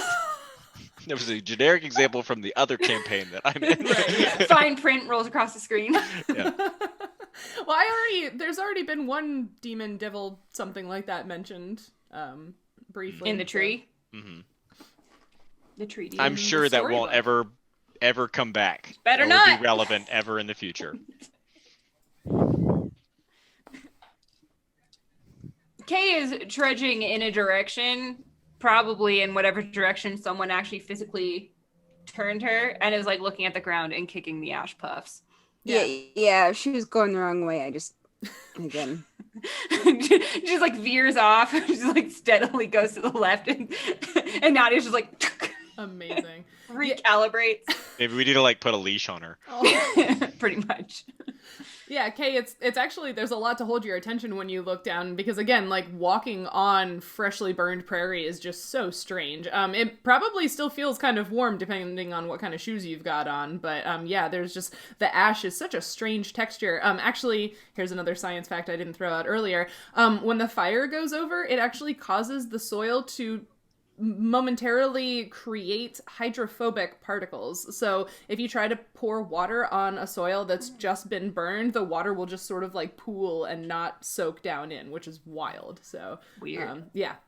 I mean, you wouldn't know that unless you tried it right now, but you can definitely tell that like the soil and weird. the ash are just like weird textures. Yeah. Kay's tears are beating up this. Yeah, pretty much. Yeah. And you are starting to head north again across this blackened, burnt ground, smoking expanse. Okay. That seems like it's an hour and a half in, almost exactly. So this seems like a good place for us to take our 10-minute break. So we will take a bio break. You can do the same. We'll come back in approximately 10 minutes and tell some more story. Sound good, everybody? Okay, you don't really have an option. The audience doesn't. You are being shut down. We'll be back soon. Bye. BRB. Bye. All right, there we are. We're always kind of ready, but never really. There it is. Now it's back on the screen. Perfect. Hi, everybody. We're back. Hope you had a good break. Do we take bits on here? We do take bits, Nikki. If you want to give us bits, we would appreciate it. Thank you so much. I think What are bits? Why don't I know what anything is? it's a thing on Twitch. But I think Xander was cheering us bits 2 or 3 episodes ago. He was cheering bits every time somebody did damage. So he was cheering the number of bits that the person did damage on whatever you were fighting. So yeah. Veronica, you say that like every 4 episodes that I scare you with my enthusiasm when we come back from break. You gotta be ready. 10 minutes, man. We set a timer. Oh gosh. Yeah, okay. So for those of you just joining us, we started off the episode with the group having taken a day to just sort of process And then it was the next morning, and they were packing up their campsite when all of a sudden a wildfire came roaring across the prairie towards them. They had to hop out of the way, and they talked to some goblins and got some information, and then we talked about fires on the prairie and their use ecologically and for hunting purposes. And now we're back. And y'all are walking across this burnt, expansive prairie. It's not incredibly large, like maybe, 200, 300 yards, so 2 or 3 American football fields. Not, outrageously large, but it was a big fire compared to you, right? So, there's puffs of ash coming up from under your footsteps. There's little whiffs of smoke coming up from the ground. Nancy compared it to Centralia in Pennsylvania earlier, which, if you don't know anything about Centralia, it's worth a Google. It's a weird place. It's a town that is burning underground. Forever. Yeah, and it's like a weird, like, partial ghost town. There are some people who still live there, but a lot of people took government money and left, and so now there are just driveways that go to nowhere because all the houses were raised to try to prevent people from squatting there because it's dangerous. Yes. Yeah, there's like sulfuric acid and stuff in the air or whatever. And also the ground could like cave in under your house, fun stuff like that. But anyway, this expanse of ground that you're walking across is not dangerous for any of those reasons, at least not as far as you can tell. It was just burned recently by a group of goblins using fire to capture prey for hunting purposes. Yes, no. Yeah. Oh, Qui-Gon has also been to Centralia. Awesome. It's a wild place. I was saying my favorite memory from there was the smoke coming up between the graves in the cemetery, which was really spooky. I touched a rock because I'm an idiot and burnt my hand. Does this happen every time? Sorry. Feels very on brand. So yeah, y'all are walking across. I don't know if Nautia, if you're still flying or walking, but that you are making your way north as far as I know. I feel like at some point I would probably think that the ash feels weird and just start flying. It's very warm because you have bare feet, don't you? Mm-hmm. Yeah, it would be very warm still, and you'd probably be better off flying. Yeah. I don't like that. Understandable. Yeah, I'm marching north. I think Fletcher's probably at the front. Kay is too distracted to know where she is, but she is enjoying kicking the ash puffs and throwing rocks in random directions. As we walk, because I assume we ran like pretty much in parallel to the edge of the fire, and then now we're basically heading back towards our campsite. As we come across like our old fire ring, Cedric's gonna be like, I guess we don't have to put this out or anything. Yeah, guess not.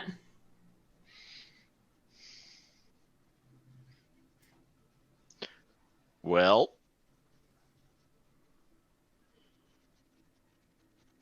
Kay kicks a Guess we're just particularly gonna keep- large ash pile. all right, Fletcher, are you leading? Yeah, we should keep going. All right, lead the way. When we get closer, Nautia, if he thinks that there may be perhaps old mine structures or these other nomadic peoples, those, at least there's something, we know something you could look for rather than, Yeah. you know, if it's a desert, it could be a whole lot of nothing. So hopefully you might recognize one of those Yeah, that things would that he give us thinks somewhere to might start. be there.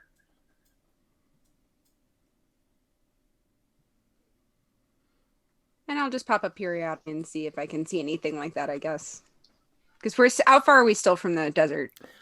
When you were looking up in the morning before you saw the fire, you estimated that the desert was probably like, you would probably be hitting like legit desert at the beginning of like the next day of travel. Okay. Yeah. As we go, I mean, so where, I mean, what was burned doesn't encompass obviously then the entirety of where we're going to be traveling across. So we'd be definitely back in keeping an grasslands. eye out for food. Like once we get out of what has been burned, especially like what the goblins mentioned, and making sure we try to collect as much as we can. Yeah. If you want to do some foraging, you can give me a survival check to see how much you find.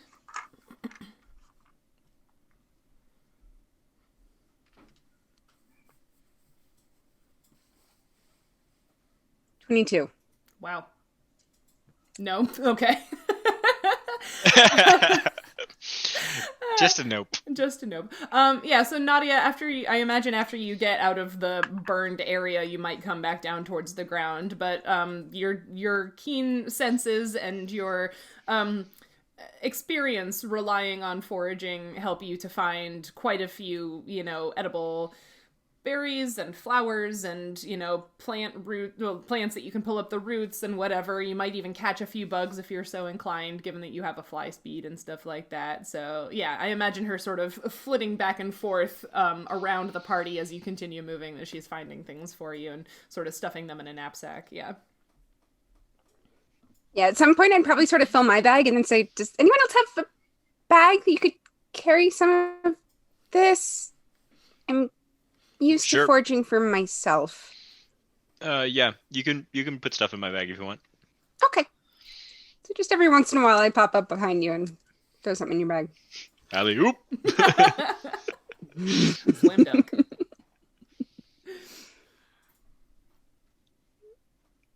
I imagine that we're traveling in relative silence, right? Like, other than the things that we've said, we're basically just kind of trudging along. That explains the awkward silences. This is great TV. Yeah. So after about like a really, really, really long awkward silence where we're all trudging along, Cedric is just gonna go, I mean, look, if there is a mine, it's not dwarves, because dwarves would never pollute an underground river. Like, that's very sloppy minesmanship. So whatever we're looking for, it's not a dwarven mine. That's all I have to say about that.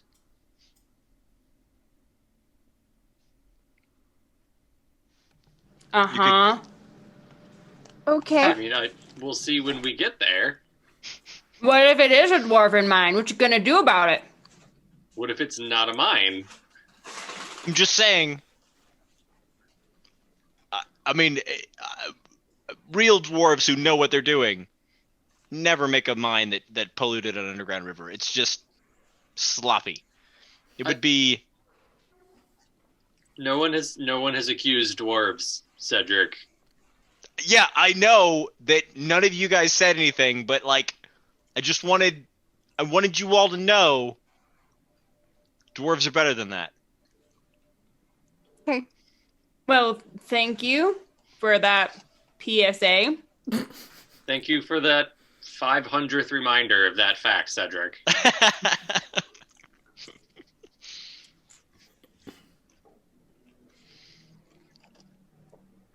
I mean, Okay.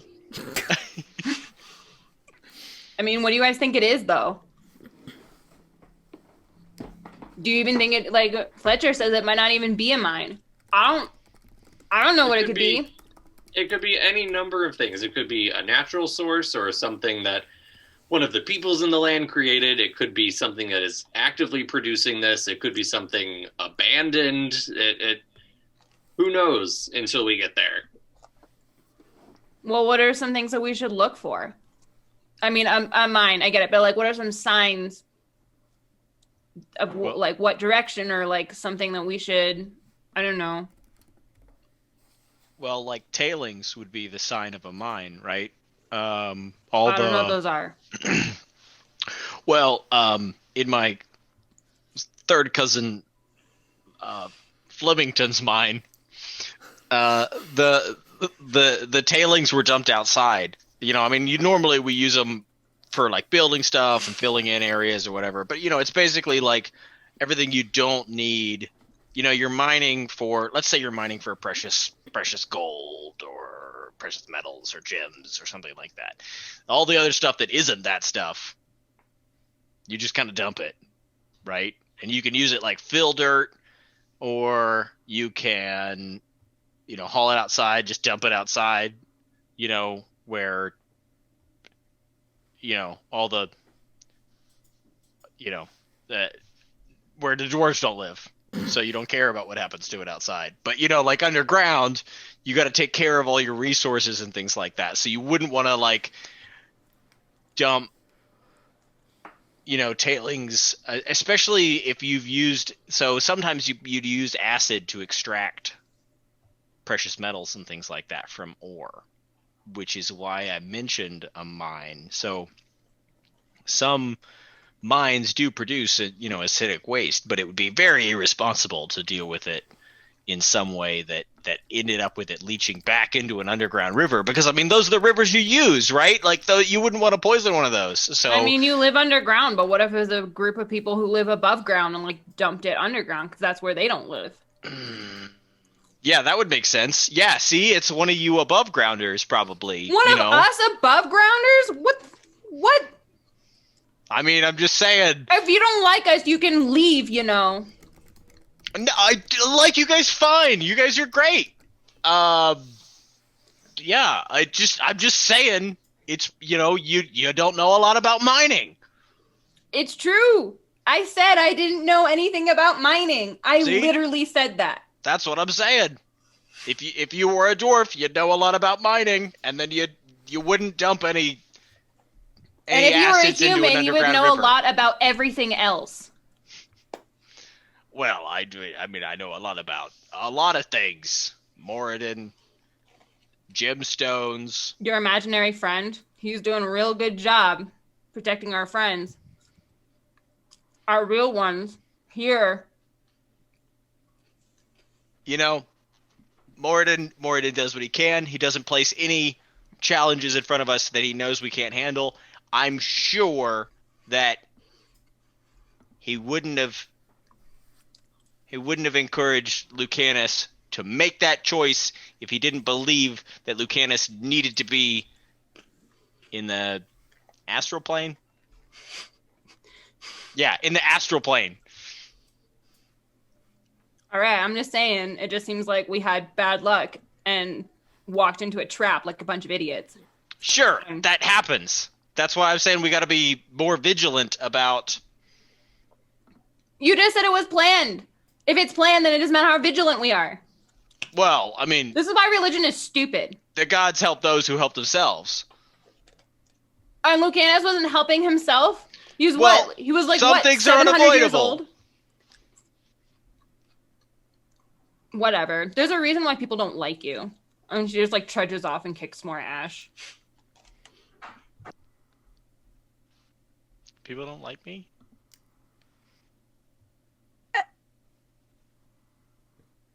I like you. Thanks, Nautia.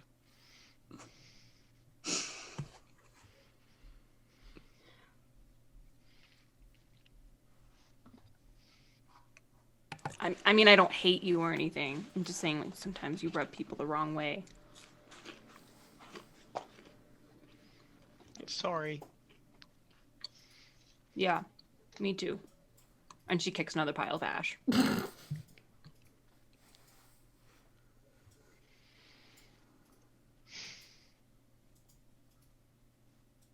I don't know if Fletcher would have even heard any of this because he's probably walking a lot faster than the other three.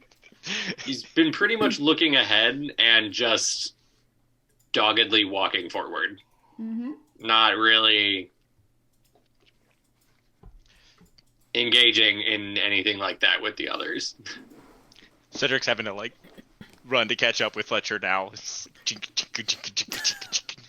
his chainmail. Kay, like, sees them up ahead, but has, like, no energy to even care. She's like, whatever, I'll just get fucking left behind, whatever. Not any different than, being abandoned on the street. It's not like that's never happened before. Are you saying this to yourself or to Nautia? I'm just muttering to myself angrily. If anyone hears, they hear. If they don't hear, then that's fine.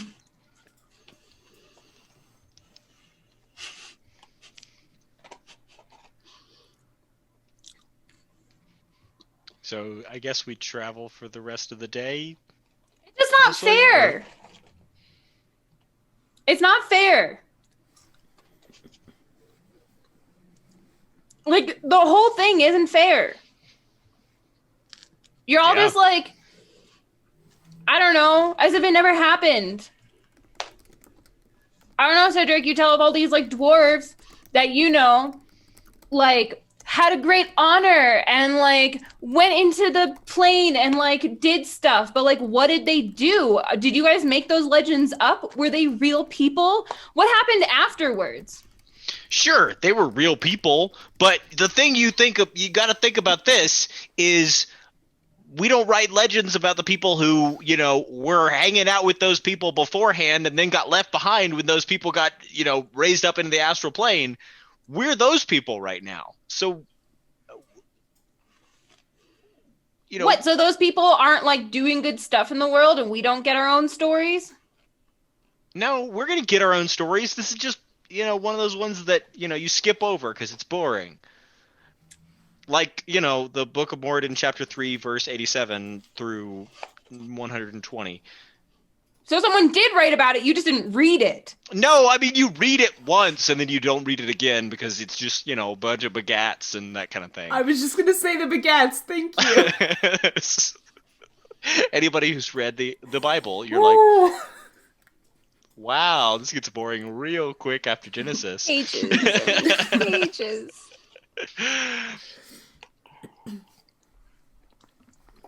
But this, like, changes everything, right? Like, why are we even on this stupid adventure anymore? Like, no one was supposed to die. Did you think an adventure wouldn't change everything? I mean, the point of being an adventurer is to incite change. You know, Lucanus might be changing important things in the astral plane. We might be on a mission right now to change the fate of this river. That's it? No. We're also potentially reigniting beacons to bring back the gods. Did you forget your sacred mission that you've been set upon? I mean, I don't want this mission. You take it. You want to be the goddamn chosen one so much. Why don't you fucking take this job? Well, that's not a choice that I get to make. That's not something that I've been tasked with. This I don't want it. Well, you don't get to make that choice. Who do I petition? Well, you could petition Moradin, or... I petition Moradin. You put in a good word for me. You tell him that I don't want his bullshit and he can give to someone else. Well, I know that Moradin wouldn't have placed this in front of you if he didn't know you could handle it, Kay. I don't want to handle it. Doesn't matter what I can handle. I mean, I don't want to. I'm just saying that you want to be chosen so bad, so can I just, like, trade? No. You can read Celestial. You got the same chance and knowledge that I do. I can even read it. Maybe you don't need to read it to do whatever it is you need to do, Kay. I hate this. I hate everything. Everything is stupid.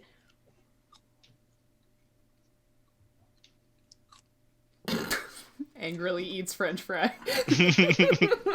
I'm assuming she's snacking on something. Yeah, I figured as much. Not grasshopper, though. She's definitely not eating grasshopper. Anything Nautia brings over, she's just immediately eating without thinking about it. We've all been there. Thank you.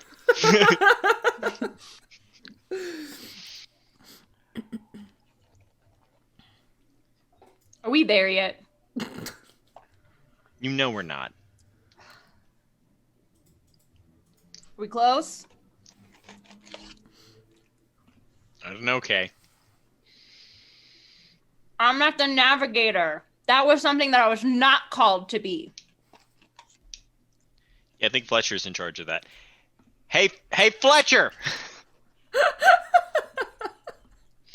We need to talk about what we're going to do if we encounter one of these temples again. I mean, Kay and I were just talking about the, the thing that happened the other day and how, like, we apparently aren't supposed to be in these temples. If we encounter another one, what are we going to do? Why don't we talk about that once we're actually at our next camp? It's really great Foley work, guys. Thanks.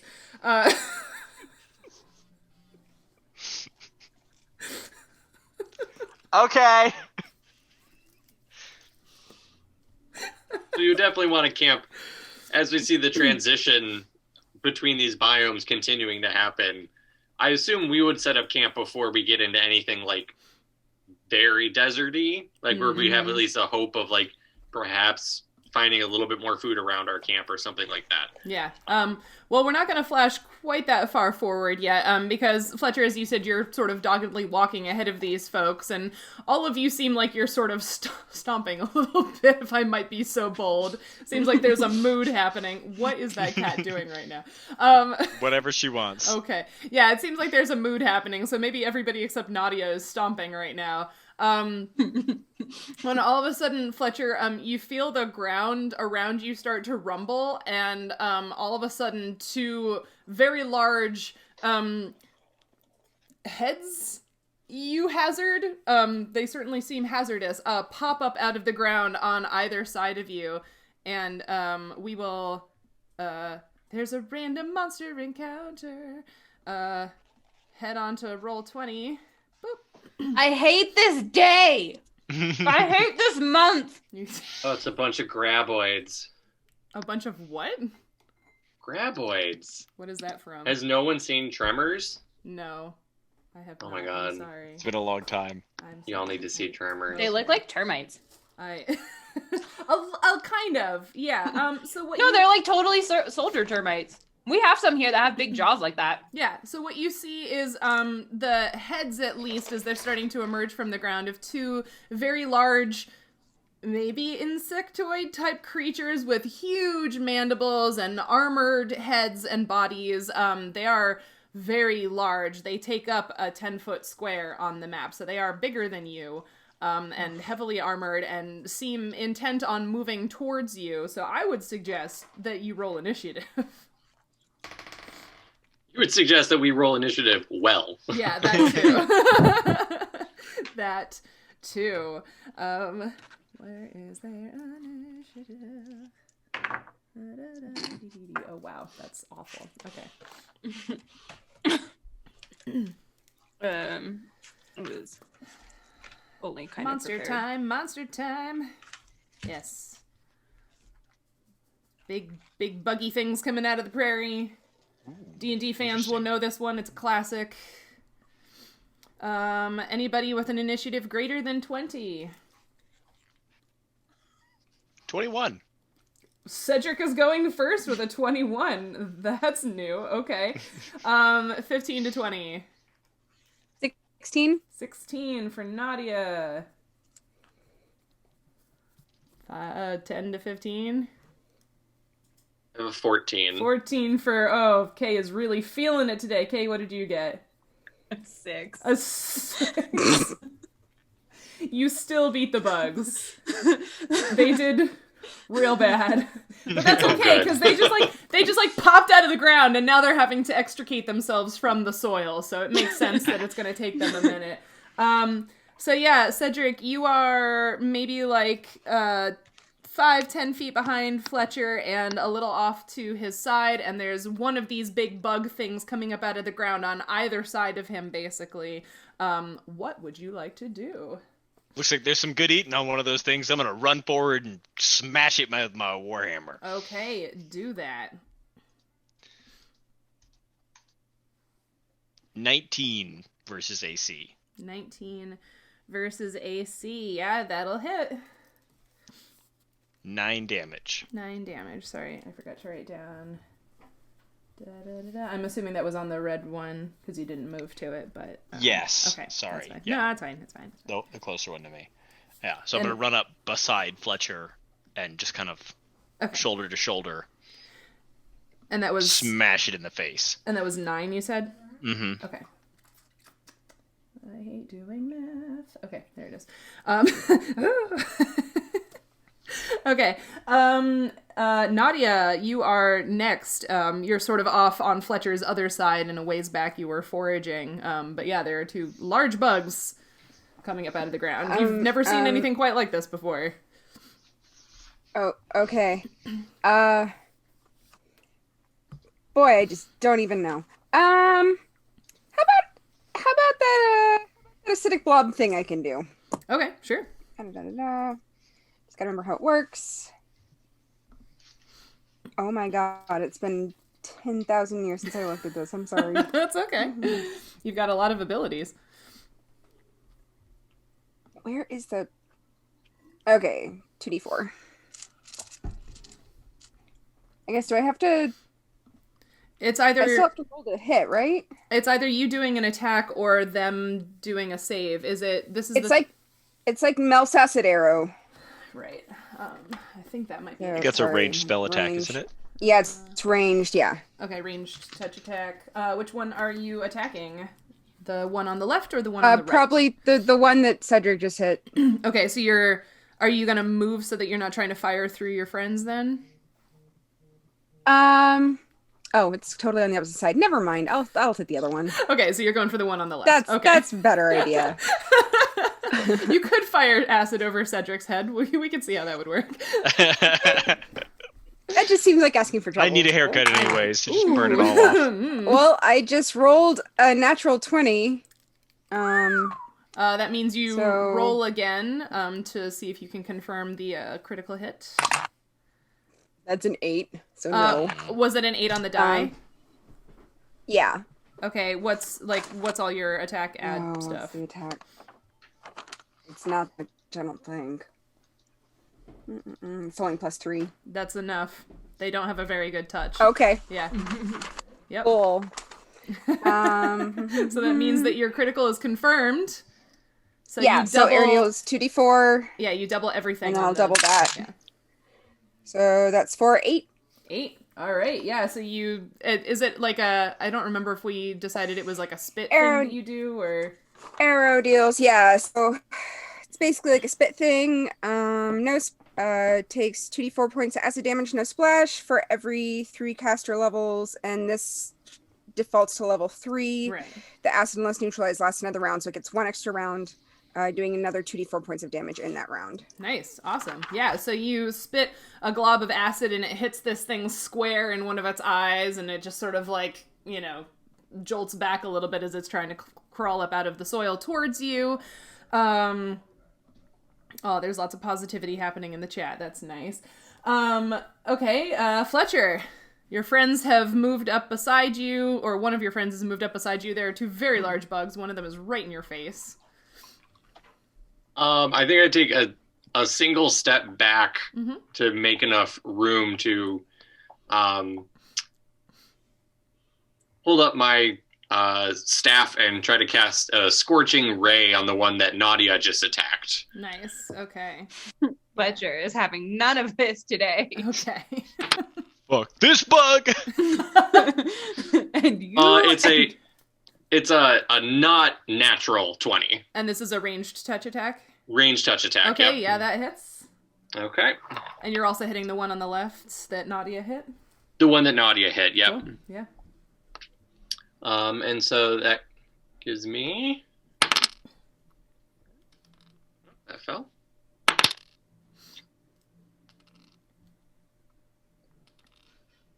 $14 points of fire damage. Wow. Wow. So you let loose this. It's a ray, right? So it's just this like line of fire. It's a beam Yeah. that shoots out. So this beam of fire goes crackling through the air and strikes this thing and just like sort of hits the front where it's got this armored face and these big pincers, and it sort of like breaks at that point and like goes all around the outside of this bug, and it is very, very crispy. Very crispy. Wow, that was a lot of damage for it. Yeah, and then there's Kay. Nice.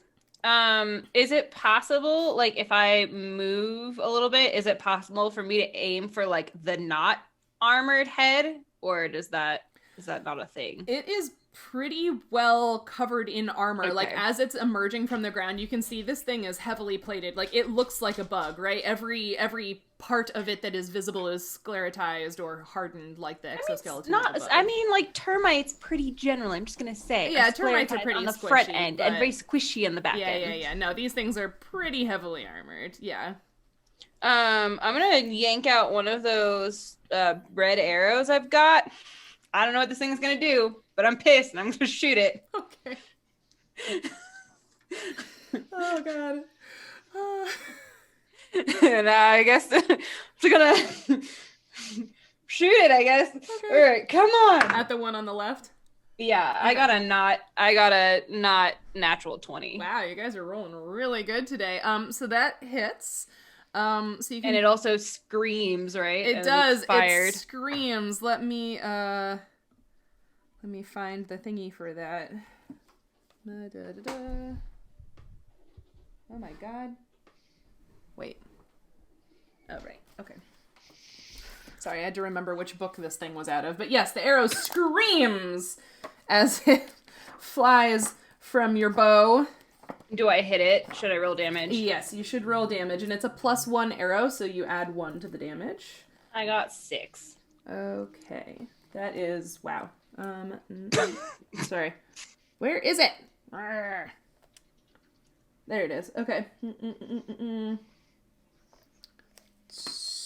20 feet. Yeah. Okay.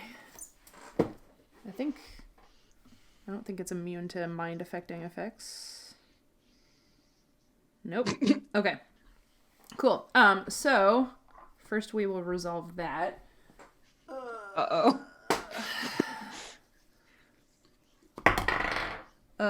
Okay, so it screams. The arrow screams. Sorry. The arrow screams. I was about to ask. And it hits the bug on the left that y'all ganged up on, and it pierces it in a crack in the armor, as you were trying to point out. And between the acid and the fire and the arrow, the thing sort of like crumples back into the hole that it was trying to emerge from. So you have killed it. That was quick. Blech. It was just trying to crawl up. It just barely got anywhere. I know, right? They're just getting wailed on. They rolled real bad on their initiative. They got a 2. And then it is the other one, hearing the terrifying scream from the arrow, is shaken. Which means that it has some penalties and stuff, because it is scurred. Well, how does it hear? Does it have like tympana on its front legs like a Katie did? If you or want are to they make on a like perception check on your next turn, you can. I don't know. Termites would be all like feeling vibrations and stuff, would they Yeah, not? do that instead of your action, Ryan. I think that's a good idea. That's a very good use of your time. But it's not your turn yet, because first the one on the right needs to take its turn. That didn't go great for its friend, but it's, you know, it's an individual bug. But it is shaketh. It is shooketh. It is going to open its pincers, its mandibles, and spit a line of acid. It just shoots out from this thing, kind of like a bombardier beetle, but not in a spray, in a line. And it will hit Cedric, Fletcher, and Kay. I need all of you, because you lined up so nicely. I was like, where am I? Don't ever clump or line in D&D, guys. I'm new to this game. Lines or clumps. You need to do a reflex save, please. So everyone just scatter randomly all the time, just mass chaos. Super good at those. Too I got a fast. I'm sure you 16. are. 16? 18. 16, yeah. 16, 18 from Cedric. Wowee. 13. Okay. Fletcher failed. Oh, Fletcher. All right. So that is 2. Oh, these are good rolls. 4, 7. That is not good for Fletcher. Just try and sound a little bit less gleeful. Okay, so Kay and Cedric, you each take 5 points of acid damage. Fletcher, you take 10 points of acid damage. Cool. Yeah. We take 5 points of damage. You do. Acid damage as it spitteth at you. Now, for anybody who wasn't sure what they were before, should be sure what they are now. Okay. Oh, right. Thank you. Sorry, Qui-Gon. So Qui-Gon has redeemed points, so both Fletcher and Kay have an extra action during their turn if they would like. Yeah. So Fletcher can do a perception So Fletcher check. can do a perception check. That was specifically what Qui-Gon mentioned in the chat. Maybe they have like pectins, like a scorpion. Like I don't know. Yeah. Okay, so that was the bug. So we're back up to Cedric. It is right in your face, and you're like wiping acid out of your eyes. That was not fun. Mm-hmm. Yeah, I'm gonna hit it again. Okay. Do that. I have to click so many options to go through the. Ooh, I have way too much acid in my eyes. It is stingy, and I cannot see anything. Yeah. And I just kind of like waving my warhammer back and forth, and I'm kind of like trying to rub my eyes. Mm-hmm. And maybe the handle of your warhammer might be a little slippery because of the acid too. It's just not great. Yeah. Oh. Yeah, not great. It stings, you guys. Mm-hmm. Nautia, that just happened right next to you. You saw this line of acid go, flying at all of your friends, and you were just out of the way. Yeah, I'm gonna fly on over, get right up in its face, and hit it with my breath weapon, which is a 15-foot cone of caustic liquid, obviously pointing it away from my friends. Acid versus acid today. I like this. So I get to do 1d8 of acid damage. And it gets to Wait, do which what? one's 8? Is it a save? It's save DC is Constitution based, and nope. What am I always read this wrong. Is it a reflex? It's Constitution based, right? Reflex. Yes, reflex DC 13. Yeah. Half. Okay. Yes, that one. Okay. It is doing a reflex save. Big Bug is not good at reflex save. Surprisingly. I mean, it is shooketh. It is shooketh, shooketh. too. Yes, that makes it even worse. Okay, so it gets how much acid damage on it? 1d8. 2. Okay. Oh. Better than 1. Yes, that is true. I It just is pissed it That's off. math. better than 1. So you sort of go at it. You burp. I didn't quite have enough after the acidic blob from the previous round. Amazing. Yeah, you have to regen. Okay, so Fletcher, it is your turn. I'm going to step back and be no longer aligned with anybody, and raise my staff to fire out 2 magic missiles. You can shoot 2 now? Yeah, you get an extra one for every 2 levels above level 1 of like the caster you are. So I'm a level 3 What? wizard, so I get to send out 2. Mm-hmm. Holy. Pew pew. Kay makes a mental note to never make Fletcher angry. Yeah, because these are auto hits. Yeah, right? 6 points of force damage. 6 points of force damage. Yeah, the little beads of bluish light go whew, like heat-seeking missiles, and they hit the bug for, you said 6? Yep. Alrighty, 6 points of force damage. Did you want to redeem your extra action this turn, or are you saving it?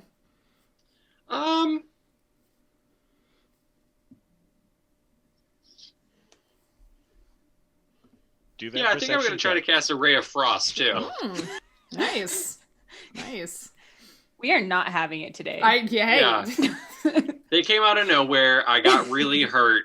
I'm pissed off. Yeah, I asked you guys if you wanted to hit things. Yes. Mhm. Yeah. The answer was Something yes. like having a friend die that makes me want to murder something. Oh, That your was friends a- get to die. It was a 16 ranged touch attack. Yeah, that hits. Their touch sucks.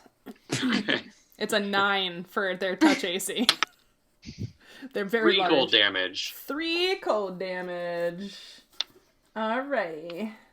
You do that. Yeah, Kay, you see Fletcher steps to the side and seems very upset because he is just loosing spells at this thing. And now it is your turn. Kay backs away from both the bug and Fletcher. She'll just back up, not in a line with anyone, wiping acid from her eyes, and she will pull out like a regular arrow thing. Okay. A normal arrow. Don't forget you're shooting into melee combat now. Oh, am I shooting into melee combat? Yeah, 2 of your friends are engaged with it. Right, I forgot. Oh, right. Nadia's right up there. Well, Kay changes her mind and runs up like a mad woman with her sickle. Yeah! Ah! Amazing. Where did you start? And misses. Where did you start? Oh, I was here. Is that not enough when... Well, I was trying to decide if you were able to flank it or not. You can run up there if you want, though. I don't think she's quite in the mind for strategy. Totally and fair. And she also rolled a 3. Okay, so. yeah, that does not hit. Did you want to redeem your extra action this turn, or are you saving it? Yes, I will try and swing at it again. Do that. Ah! I got a 7. Okay, still... Ah! Still missed. But you tried. They tried. Maybe I distracted it. You tried. Okay. Ooh. Now we have to do an eeny, meeny, miny, mo. Okay. Not Is there me. 3 of you here. I'm not here. Okay, that's Nautia. So it is going to turn and...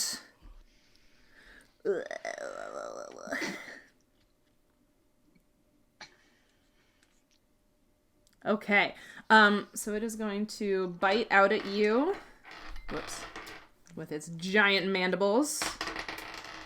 For a 19. Ow.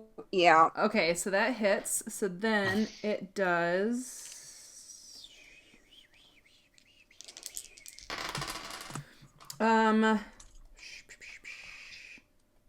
6 plus 7 is 13, right? Yeah, 13 points of bite damage plus 1 point of acid damage. And oh god, oh no, oh. Cindy's face. Okay. She's like, and? It's actually What and? It's a good thing it hit me and not any of the rest of y'all. Okay, so Because yeah. you're the only one that hadn't taken damage up to this point. Right. So I also have a lot more hit points than the rest of you. that's true. At least for now. So 13 points of bite damage did. and 1 point of acid damage, and then I need you to make a grapple response, because it is going to try to grapple you with this bite. Okay. 12? It got a 15, so you are grappled, and then... Neat. So you are grappled, and then it is going to start retreating down into its burrow. with you. Nautia in its mouth? Yes. But... It is not! But both of you get to make attacks of opportunity as it is leaving your reach space. I'm gonna swing the shit out of this thing. Is it just like a normal... Yeah, do a normal melee attack, yeah. Okay. Well, I got a 1. Oh no! Still got acid in your eyes. So Yeah, the acid is super strong. Mm-hmm. Yeah, it was not great. Nope. 21. That hits for 4 damage. Okay, yeah, so you take a mighty whack at it with your hammer as it is moving below the surface. I'm not going to, like, animate it below the surface, but you two are going back this way. Yeah, wait, how much? Kay yells at Fletcher, do something! I'm yelling at the bug. Like, Yeah, you guys are going to be back here. So it's able to move 20 feet backwards in its burrow. And it's still alive. It's hurt, very hurt, but it did move. And Cedric, now it's your turn. okay, Go get it! I'm chasing after it. I'm running it like how big is the burrow? Is it big enough that I can like run into it, or like? You might have to duck a little bit, but again, these things, especially compared to you and Nautia, are enormous. Like these are large creatures, so it took up a 10-foot square on the board. So yeah, like you might have to kind of duck to get into this burrow, but like you can fit in and go after it. Yeah. Okay, yeah, I'm going after it. Yeah, I'm gonna go after it, and I'm gonna try and I'm specifically like aiming for like the limbs that are holding Nautia. I'm gonna try and like break them. I mean, I know they're in the front area. Well, it's not legs that are holding her; it is the mandibles. Yeah. Yeah. Okay. Oh, Cedric does not understand basic biology. No. Whatever. They're modified legs. Okay, that's fine. I think those are centipedes. I like how that's a good response though with like anything with insects. You can just be like, whatever, it's modified legs. But yeah. It all just got pushed up and turned into weird things. Oops, all legs. These are not the leggy boys you're looking for. No. All right, so you run down into the tunnel, Cedric, sort of hunched 16? up. 16 will not hit, but Sarah redeemed some channel points to give a PC in need another action. Would you like to claim that? Yeah, I want to She try just and said kill it this for anybody. motherfucker. Okay. Yeah. Sarah, arthropods are really just building blocks. You've got it. Shit. What did you get? It's a 14. A 14. That also misses. Yeah, Nautia, you see the sunlight retreating from you as you are dragged backwards down in this hole, and Cedric comes pounding down the tunnel after you, swings his hammer twice, and it just bounces off the armor of this creature both times, and you are just stuck in its mandibles. It's really hard to swing a warhammer in a small tunnel I mean, where you're not trying to like mash your friend in the that face. too, yeah. I appreciate that, actually. Yeah. Yep. Yeah. Okay. Nautia, it is your turn, and Ooh. somebody also just Qui-Gon also gave you a second chance on a check or a save. So you can use that to escape the grapple cool. if you want. Yeah. Well, the very first thing I'm gonna do is 2 claw attacks. Oh, okay. Cool. One of which definitely did nothing, but the other one, well, I mean, unless Tin does something. But the other one is 25. Yeah, that hits. Oh, maybe she'll save herself. She don't need no man. That's what I'm talking about. My kind of damsel. Oh, I keep rolling so low on damage, so that's 3. Oh my god, you claw at its eyes, and it makes sort of like a strange noise, and you like feel the noise in your body because you're right there against its like face. It is very, very hurt, but it is still alive. Damn it. Can I also try to break free, or was that... Used your action, yeah. Okay. Unless... Yeah, I can't remember what... I'll be nice. I'll let you use your... Since you don't have a move this turn because you're stuck, you can use your move to try to escape from the grapple. Okay. I'll be nice. Okay. And that's... I'm still just rolling a grapple. Yes, but if you'd like, you can have advantage on that roll. Okay. Which you might want because they have a plus 12 to grapple. Holy shit. 19? It rolled an 18 plus 12, so you are stuck, sorry. 18! Sorry. Okay, did you use advantage on that? I did. I rolled Okay. a 16 and 18. Oh, okay, alright. Well, those were good rolls, but not good enough They for were. this monster creature. Okay, sorry about that. Plus 1. Yep. No.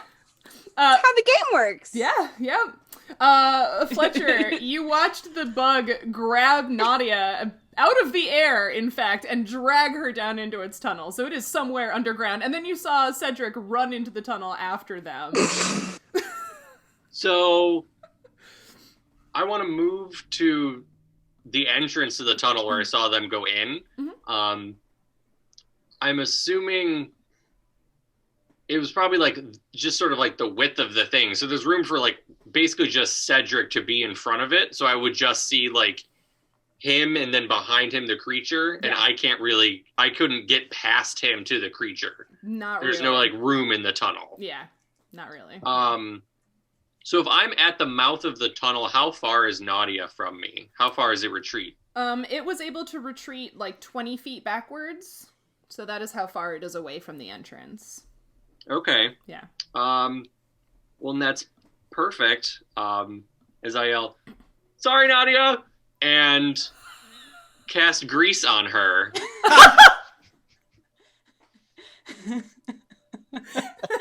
So she becomes shiny, slippery, greasy, and it has to make a reflex check on its turn to see if it can keep a hold of her. Amazing. I love this spell every day. Never thought it would be so useful. I know, use it it's so much in so many creative ways. That's one of my favorite things about wizards is like everybody picks like their one spell that they just always prepare. All right, well, Nautia has been greased, so that's a thing. Kay, you saw all of that happen right in front of your face. Cedric just like ran down into the tunnel and you heard some noises from down inside. So I'm like last, right? So there's like Cedric and Fletcher at the end of the hole. Yeah. I mean, can I like do anything? I can't shoot an arrow down it, can I? You can certainly try. Well, I'm gonna certainly try. Okay. You're gonna be at Look out, Cedric!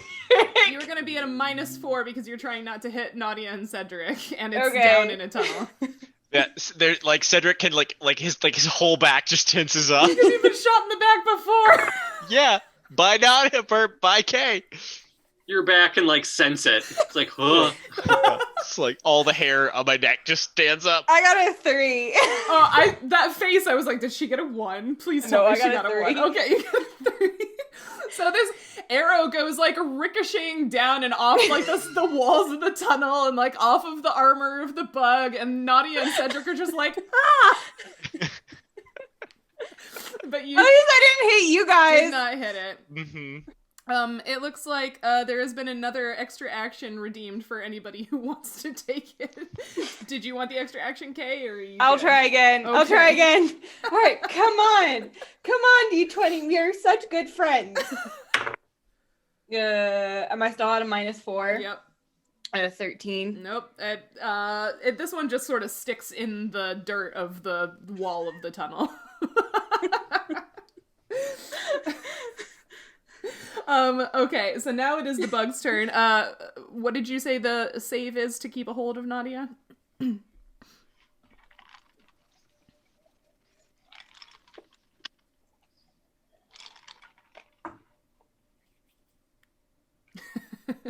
It's a reflex something. I think it should be a reflex check. It depends on Nautia doesn't wear anything, right? She's got does some. she doesn't have an armor? No. Okay. Then I guess She we has treat her a- as like an item. She has that Not like cape of trash, right? Yes, she. I has a haven't cape of been trash. wearing that since we've been out. It was camouflage for the jungle. Oh, so you're just naked. Naked. Just Thanks, natural. She's scaly. Oh right. Okay. Yeah. 'Cause, yeah, I think the last time I did this, we treated it as it was a reflex check to see if they could keep holding on to it. Mm-hmm. If she had any kind of armor, or if we consider her like natural armor, I don't know. That's when the person gets a +10 escape artist and with grapple checks think against it's gonna being matter, grappled right? or pinned. This is what it rolled on a 20. reflex. So, I guess it makes Yeah, the she's reflex. got +5 natural armor for what Okay. that's worth. Yeah. But yeah, if we're playing this as a reflex, if we're playing it as her getting bonus on escape artist, then she can do that on her turn. But in the meantime, it held on to her, and it is going to keep dragging her backwards as far as it can, but that means that Cedric gets an opportunity attack on it. Cedric, kill it! Cedric, kill it! I'm gonna do my Morden's damn best. Shit, that's another 14. Nope. Yeah, so it just, it drags Nautia back pretty far, because that's all it's doing this turn, is moving. So it is heading pretty deep down underground. This is your specialty, I was Cedric. Go gonna get say, it! we were just talking about underground people. Yeah, so Cedric, it's your turn again. Okay. Go get it. I'm running after it. You're running after it. Okay.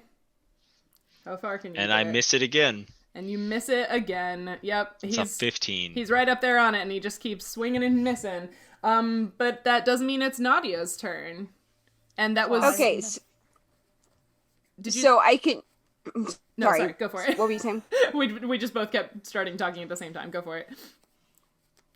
So can I use escape artist to try to get out of this? Yes. And you said it was and a I get an plus 10. advantage from... Yeah, you get an advantage, and yeah, because there was another advantage redeemed, and you have a plus 10, and I guess it has to do a grapple check. Uh-huh. Okay, come on. Okay, sorry, I have to do math. 25?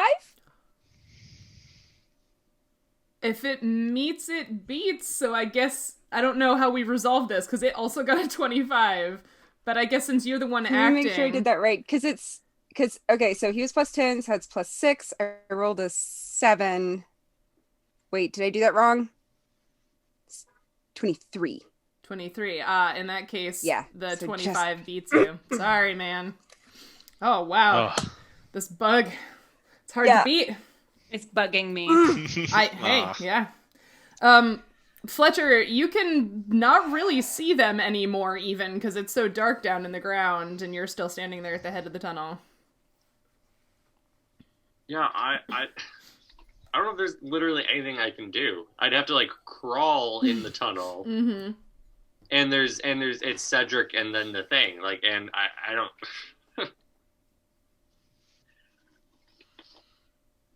I don't think there's anything I can do.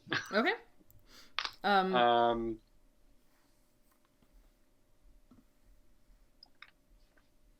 mean, yeah, I'm gonna.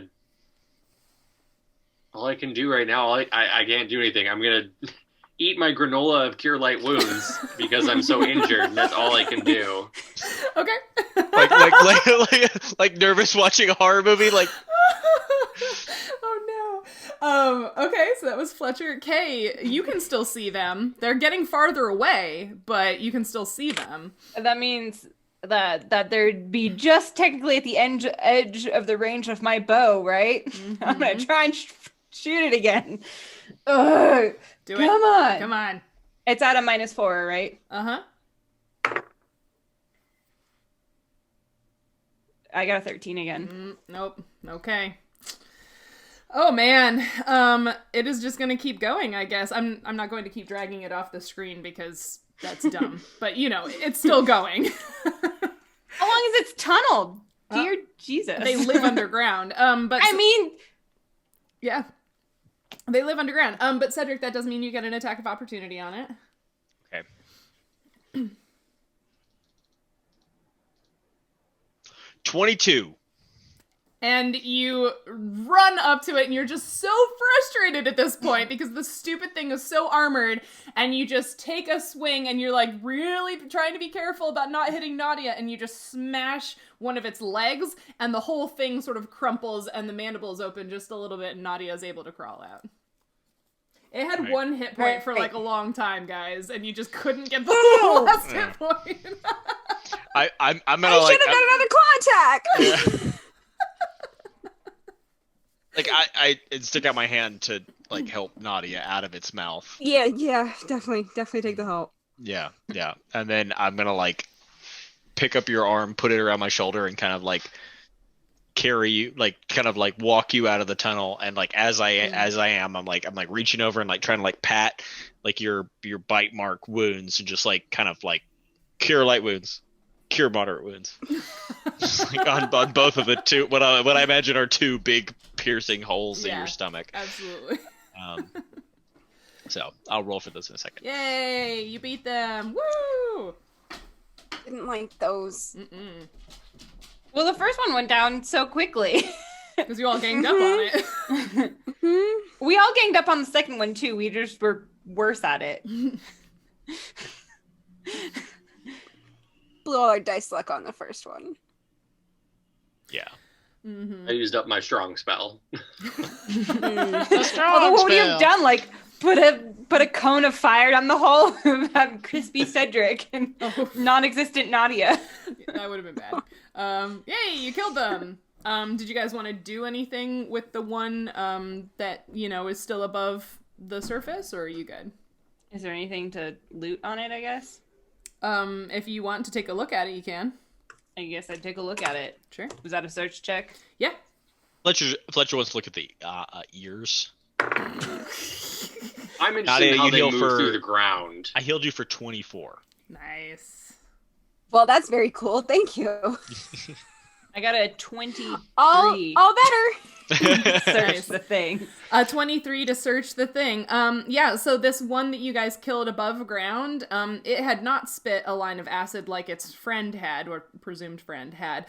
So you do see that it appears that these have some sort of sac or gland in like the mouth region. If you start like prying the mouth parts apart, you can see that there's some sort of acid reservoir in the mouth that they seem to be able to spit acid only once in a while. It's not extremely large. Like the one that you're looking at, it looks like the volume of acid in that sack is probably the amount that got sprayed on you and your friends. So it looks like they can only do that once in a while, but that is there. You could try to extract it if you wanted. Fletcher, do you want to try and extract this? Seems like, I don't know, do you have to do dissections in nerd school or something? Kind of out of space to even carry any more things. We've been out here for so long. I can't, and I kind of don't want very much more to do with these things. Fair. There. Okay, so you're... Elsa was wanting the acid, right? She did say she would take basically anything you could collect from anything while you were out. I guess I'll try and take it. I'm not carrying a lot of stuff. Okay. So you can make, I guess this would be a, I think it's a heal check to try to extract this thing without breaking it open and getting it all over yourself. A heal check? Mm-hmm. Interesting. Sure. Pick something that Like I in don't 5, have. they call that medicine.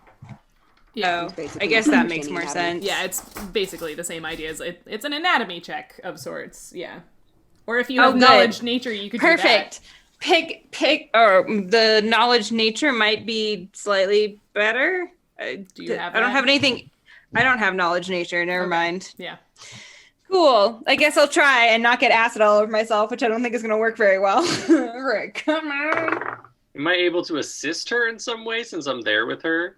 Yeah, if you want to assist her, she can get a +2. Because, yeah, you can, like, sort of help hold things, and you can sort of help explain, like, what she should do. Did not help. Did not help? Not even with a +2? I mean, I got a 4. I have a -1 to wisdom, so that'd be a 3. +2 would be 5. Wow. Well. Oh, Kay is wow. not good at science. She's not wise. Oh, we're What is this Dissecting a thing bug hook up with your to? scythe is just... we're working on it. Yeah, she's like, this is for cutting, right? Huck, huck. Chunk, chunk. Oh, Jesus Christ. Oh, God. Yeah. You take 6 more points of acid damage as it just, like, you sort of burst this thing as you're trying to extract it. And it gets all over your hands and arms and burns you some more. I'm gonna take one of those potions, I guess. I'm not doing well. she just, like, gets covered with acid, and she just, like, wipes it off her face and just, like, eats granola. One of those days. So Cedric emerges from the ground with Nadia's like arm over his shoulder and like sees like Kay and Fletcher like get sprayed in the face with acid and just like, God damn it! Puts Nadia down, like, walks over there and like is gonna heal you both for 2. Perfect. I also ate granola, so how does the granola work? That was granola of cure light wounds, I believe. Yeah. Yes. So it's 1d8 +1. 1d8 plus 1. I have one of those. Granola might be the invention I am most proud of. I got 7. Nice. I'm almost back up to full health again. Hey. Look at it. It's like it never even happened. Yep. Just like that. Yeah. I just like see Kay like stone face like it's like I'm like what? I just sort of wander over to the group with with like 5 berries in my hand, and just if anyone could use a little better. Kay eats it. Kay eats Yeah. a berry. However many berries you get is 1 back. So I think, yeah. And just like that, it's like it never even happened. Neat. And you feel surprisingly full. It's like you Excellent. Very full. So Yeah. full. All right, yeah. So that happened. Do we think we can eat one of these things? No. Kay's tired of trying to pull it apart. Unless you want to get blasted with acid. Well, I'm not gonna eat the acidy part. Those I mean, legs there's look no pretty... acidy part left. I got it all in the face. But the legs and things. It's like who giant knows? snow crab legs. Yeah. You bet it tastes like miscellaneous bird. Amazing. Cedric, do you have capacity left to carry food like that? I think so. I don't know how to calculate my weight of the stuff I'm carrying. There's a place for that in the player's handbook. Yeah, I'm not really carrying that much heavy stuff. Okay. Um, If you would like to try to butcher Aside this from your- thing... Aside from what? Aside from his armor. Yeah. I thought you were and going to say my ego. Oh, ooh. And it sounds like you were carrying the tent too, which is not light and... All the hot air buoys me up, though. Right. So, Yes. mhm. Of course.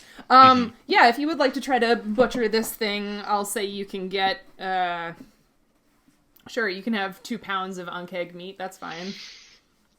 Excellent. I We don't are know eating how- this tonight before it goes bad. Sure, there you go. All right, because you have smoked deer that you saved for later. Yeah, there you go. Perfect.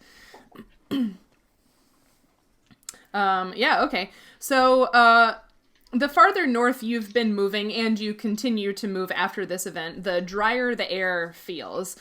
You notice your lips starting to chap slowly, at the same rate as the soil beneath your feet becomes softer and more like sand, making it difficult to walk. The clumps of grass become smaller and less frequent, while shrubs and small succulent plants increase in abundance. If you look carefully at the succulents, you can see that many of their leaf pads are covered in spines that seem to be very sharp. But even with this diversity of plants, most of the ground around you looks more and more bare, with the reddish, sandy soil exposed to the sun and wind. Almost like I just came back from the desert. Almost. And so you are starting, you feel very much like you are at the ecotone, which is something we talked about a few episodes ago, the ecotone between the grasslands and the desert as the evening is starting to fall. What was that? Oh, Me? the random city noises. Oh, Sorry. okay. I was just like, what?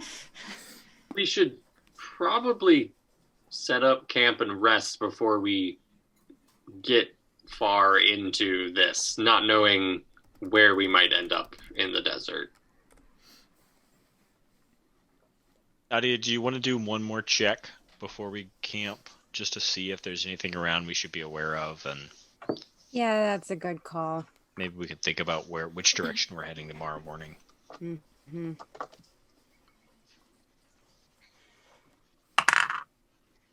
24. 24. Yeah, you fly up above your friends. There isn't much vegetation to speak of to fly up above at this point, and do another 360 look. And yeah, you can definitely see the desert is before you. Lots of rocks and sand dunes and little clumps of vegetation to the north. You can see the mountains are still to the west, along the desert.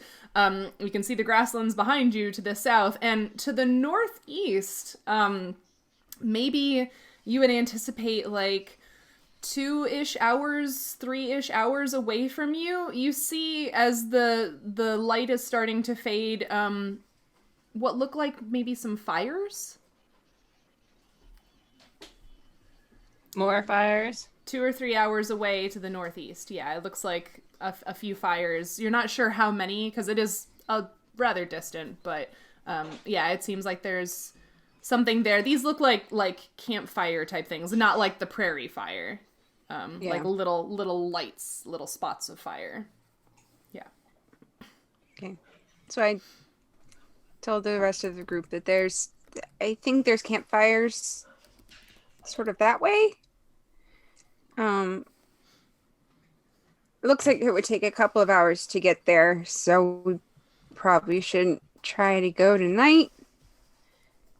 But they're there.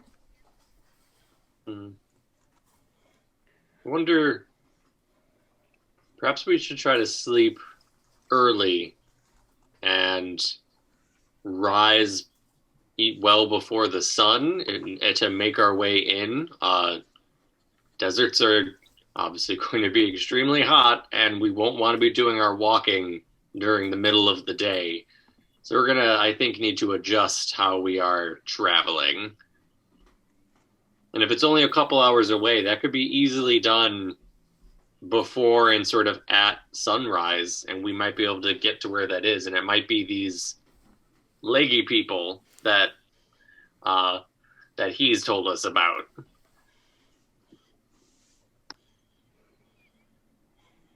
Yeah, that sounds good. And Sheryl, what time is it now?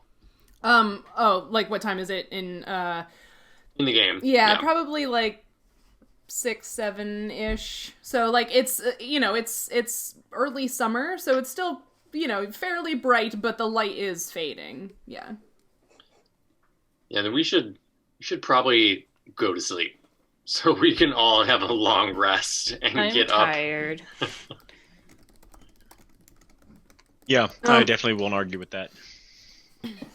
But before I go to sleep, if anyone has water skins, I can fill them now. Okay. And we can have them tomorrow. Okay. Yeah, we could refill them. I know I have one that if I've been drinking out of it all day, could certainly use a little bit. Like, I can do more tomorrow, but like I still can do some today too. Yeah, let's do that. Yeah, sounds like a good idea. Wonderful. Drink what you can now, refill, and then we'll see what we can do tomorrow. Yeah. Sarah, who does research in the desert, her pro tip is fill your water in the evening and insulate it when the sun comes up so that you can drink cool water all day. Thanks for that pro tip, Sarah. Nailed it. Nailed it. All right, so you have Ankeg meat for dinner. It tastes a little weird, but, it's food. You drink your water and have Nautia refill your water skins. How are you setting watches this evening? If you are, how are you doing it? You're going to have to rethink the structure of your watches now because all of the people in this party need a long rest. There isn't anyone here who only needs 4 hours anymore. Mm-hmm.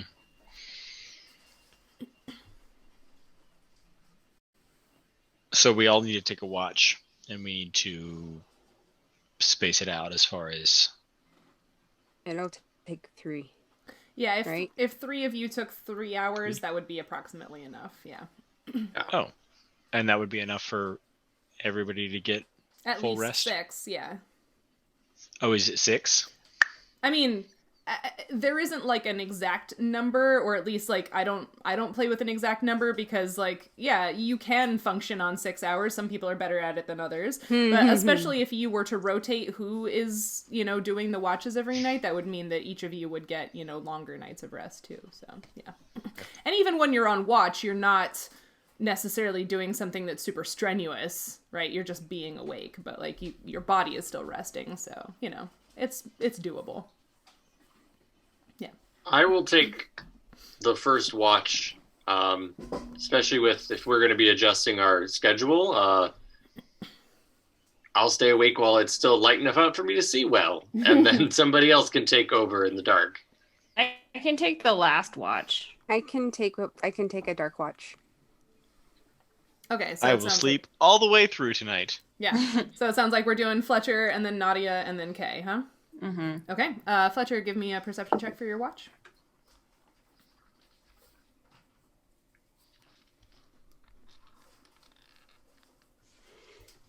8. 8. Okay.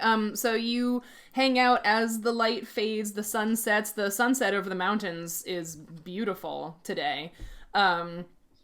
And, you know, it starts to get dark-ish. You're sort of straining to see, now that the light has faded. You have a small campfire, but still, you know, around you it becomes rather dark. And again, you can see the beautiful stars overhead, but nothing seems to happen during your watch. Nautia? 23. 23? Okay, yeah. So you hang out during the dark middle of the night, and again, you can sort of see those little bits of light off in the distance, but you don't notice anything happening around you other than, you know, the normal sounds of small night creatures. It's not like anything big bothers you. You don't hear anything that feels especially strange. Like, there definitely are different sounds and sensations happening now that you're in this area, which is so much more bare of vegetation than the rainforest, right? There's a lot more, like, sounds of wind and stuff like that. But even so, with all these new sounds and sights, it's not anything that immediately causes you to feel alarm or anything like that. Yeah. And then Kay. All right. Hold on. A 15. A 15. Yeah, so you take over from Nautia when it's still pretty dark out, and you sit by the dwindling campfire, and it's fairly cool now in the night. Again, there's not a lot of vegetation or anything else around, and the air is dry, and so it feels fairly cool even for it being early summer, which is maybe a little surprising to you, because you're used to the weather in New Seychester, which is down more tropically on the coast. And yeah, you just sit with your thoughts in the dark with a little bit of wind. And They're so heavy. Yeah, a lot. And then you can see the first beginnings of pink and yellow in the sky to the east, just as your watch is starting to end, and you will wake your friends up because it sounds like you wanted to get an early start. But in the middle of the night, headphones off for everybody but Cedric this time.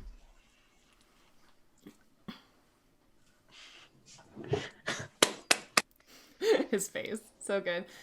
Cedric, you are sleeping like normal, and dreams are happening like normal.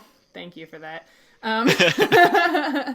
Qui-Gon, it is early midsummer. But yeah, you're dreaming as normal, and your dreams, you know, shift and flow between one another as normally happens to you. And your dreams shift, and you see yourself standing on, as you're looking down at your feet, the blackened, ashy earth of the fire in the prairie that you saw during the previous day. But as you lift your gaze from your feet on this blackened earth, you look around you and you realize that you're not in that prairie, because the scenery around you is not short grassland. There are big tree trunks that just appear to be entirely charcoaled, and the ground for a very wide circle around you is burned. Before you can see, you think it's a little hazy at the edges of your vision, but maybe there's actual forest beyond this burned circle of ground. And you see that, and you feel something. It's difficult to explain what it is you're feeling. Sort of like there's something you need to do here.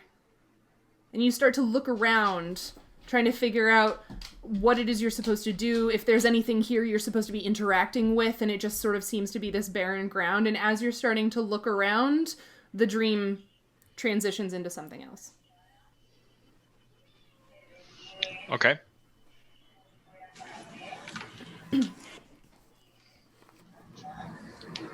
Wow. That's my Fletcher's cat. never gotten a secret headphones off everybody else. This is moment. my first. Nautia hasn't either, I don't think. No, yeah. I think so. No. I mean, you were secretly listening during the first episode that you were in, but yeah.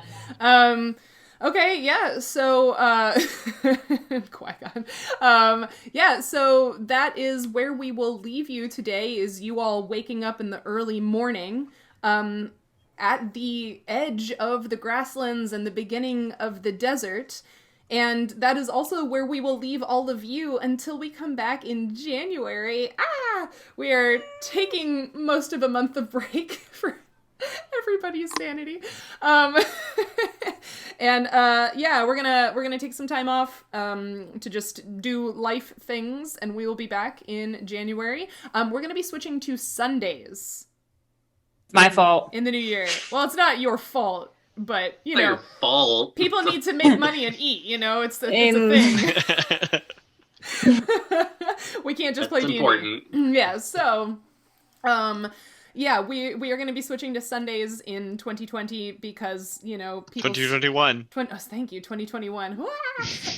Yeah, we're switching to Sundays because people's schedules needed to be moved around, so that is happening. We are going to come back in the new year with some fantastic guests that I'm already planning stuff with. I am so excited for these guests, you guys. Look at all these notes that I took this week Quick, screenshot it! Somebody, quick! to plan with one of our upcoming guests. So I'm extremely excited for these guests. You guys are going to love them. So please stay tuned for all of that. Don't forget, on December 14th, we will be releasing on our YouTube and our podcast the 10 Tabletop Tales episode. I still need to come up with a title for the episode. A lot of stuff happens in that episode, though. I take 5 That's people... the title. Yeah, a lot of stuff.